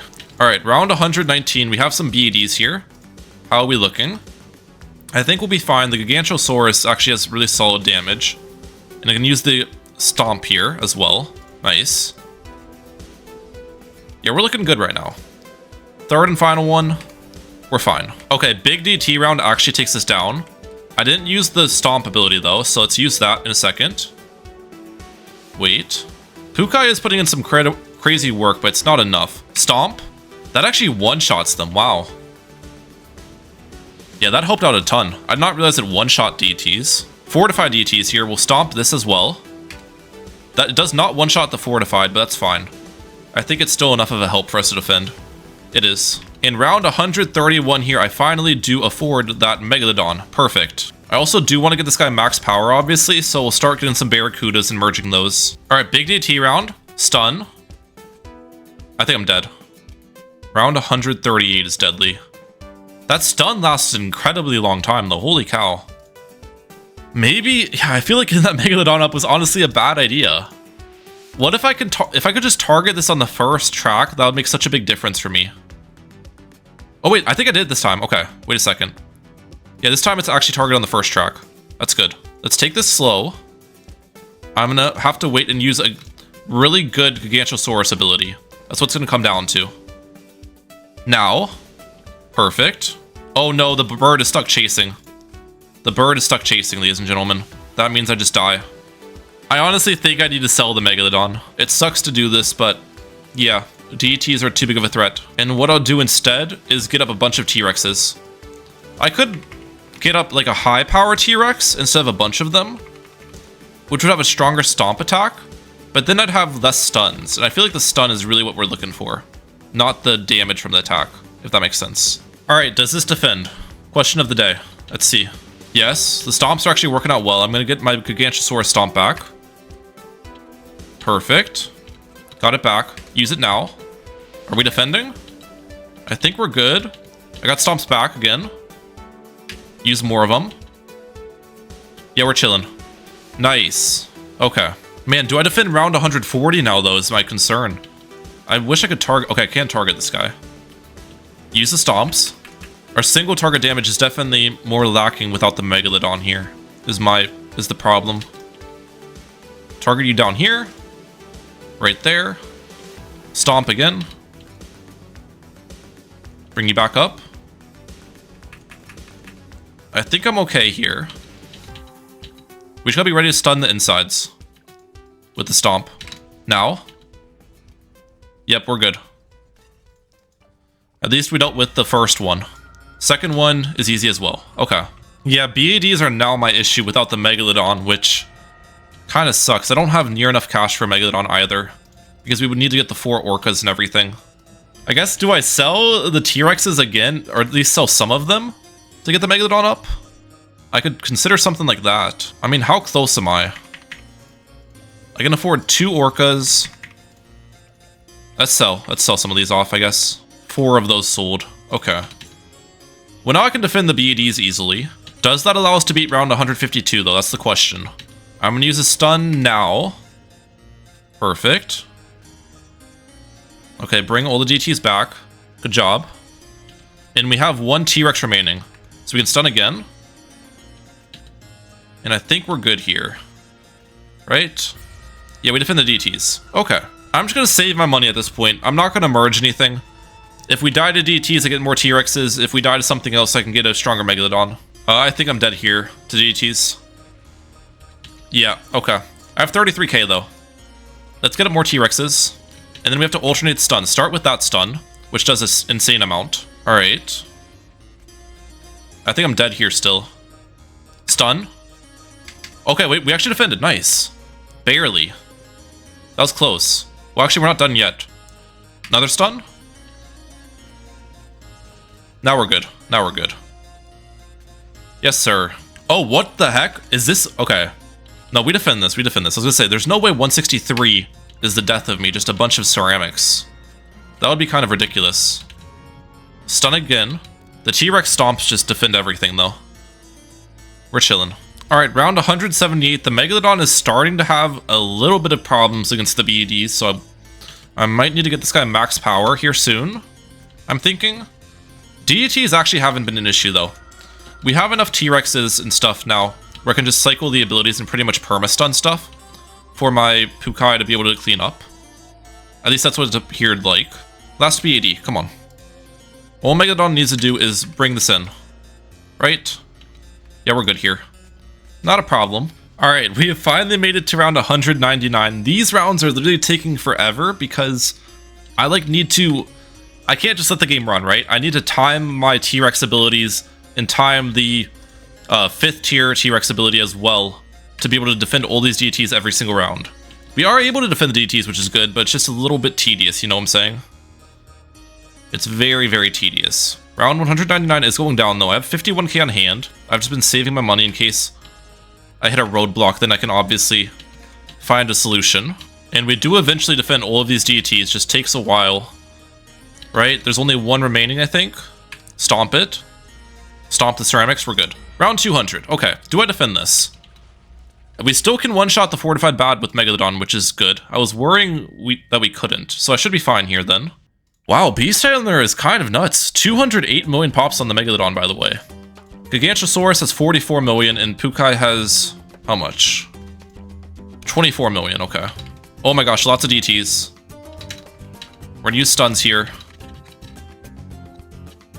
I actually might just be dead against these BEDs. 1 second. Big stun. The DTs are a threat as well. The BEDs are messing up my Pukai targeting is part of the problem here. Can I have it on camo priority? I can't. Maybe I keep it in like close targeting then. I don't know. No, close targeting is really bad. Okay, we'll keep it on first. And I think what I just need to do is get higher degrees on my T-Rexes. Because the higher degrees, the faster the cooldown comes back and the more damage it does. So I can deal with DTs easier that way. Alright, let's see if I can defend now. We got a couple max degree T-Rexes on the field, which is very helpful. Make sure to utilize the stuns. Stun that. Okay. Stun again. We're good. Big stun. Yes. Alright, we're defending. This is the part where it gets hard though, because now the Pukai can't really grab the DTs. Well, actually, it can. Huh. It wasn't hitting the BEDs there, which was interesting. I'm dead. Oh my gosh. I think I'm gonna give up. We'll call it 201 for the Beast Handler. I can't beat this round. I've tried a couple times and I'm losing my mind. We ended with 215 million pops on the Megalodon, 45 million on the Gigantosaurus, and then 24 million on the Pukai. Quite the run though for the Beast Handler. That was impressive. And yeah, there you go guys. That is every single tower in BTD6, how far everyone can survive. If you enjoyed today's video, hit that subscribe button. I'm trying to hit 50,000 subscribers. Also like the video as well. And here are all the results. Boat did win, of course, and then Engineer was second, which was pretty impressive, and Megalodon was third. Let me know if any of these results surprised you. I'm out. Peace guys. Have a good one. And if you enjoyed today's video, check out these other late game challenges as well.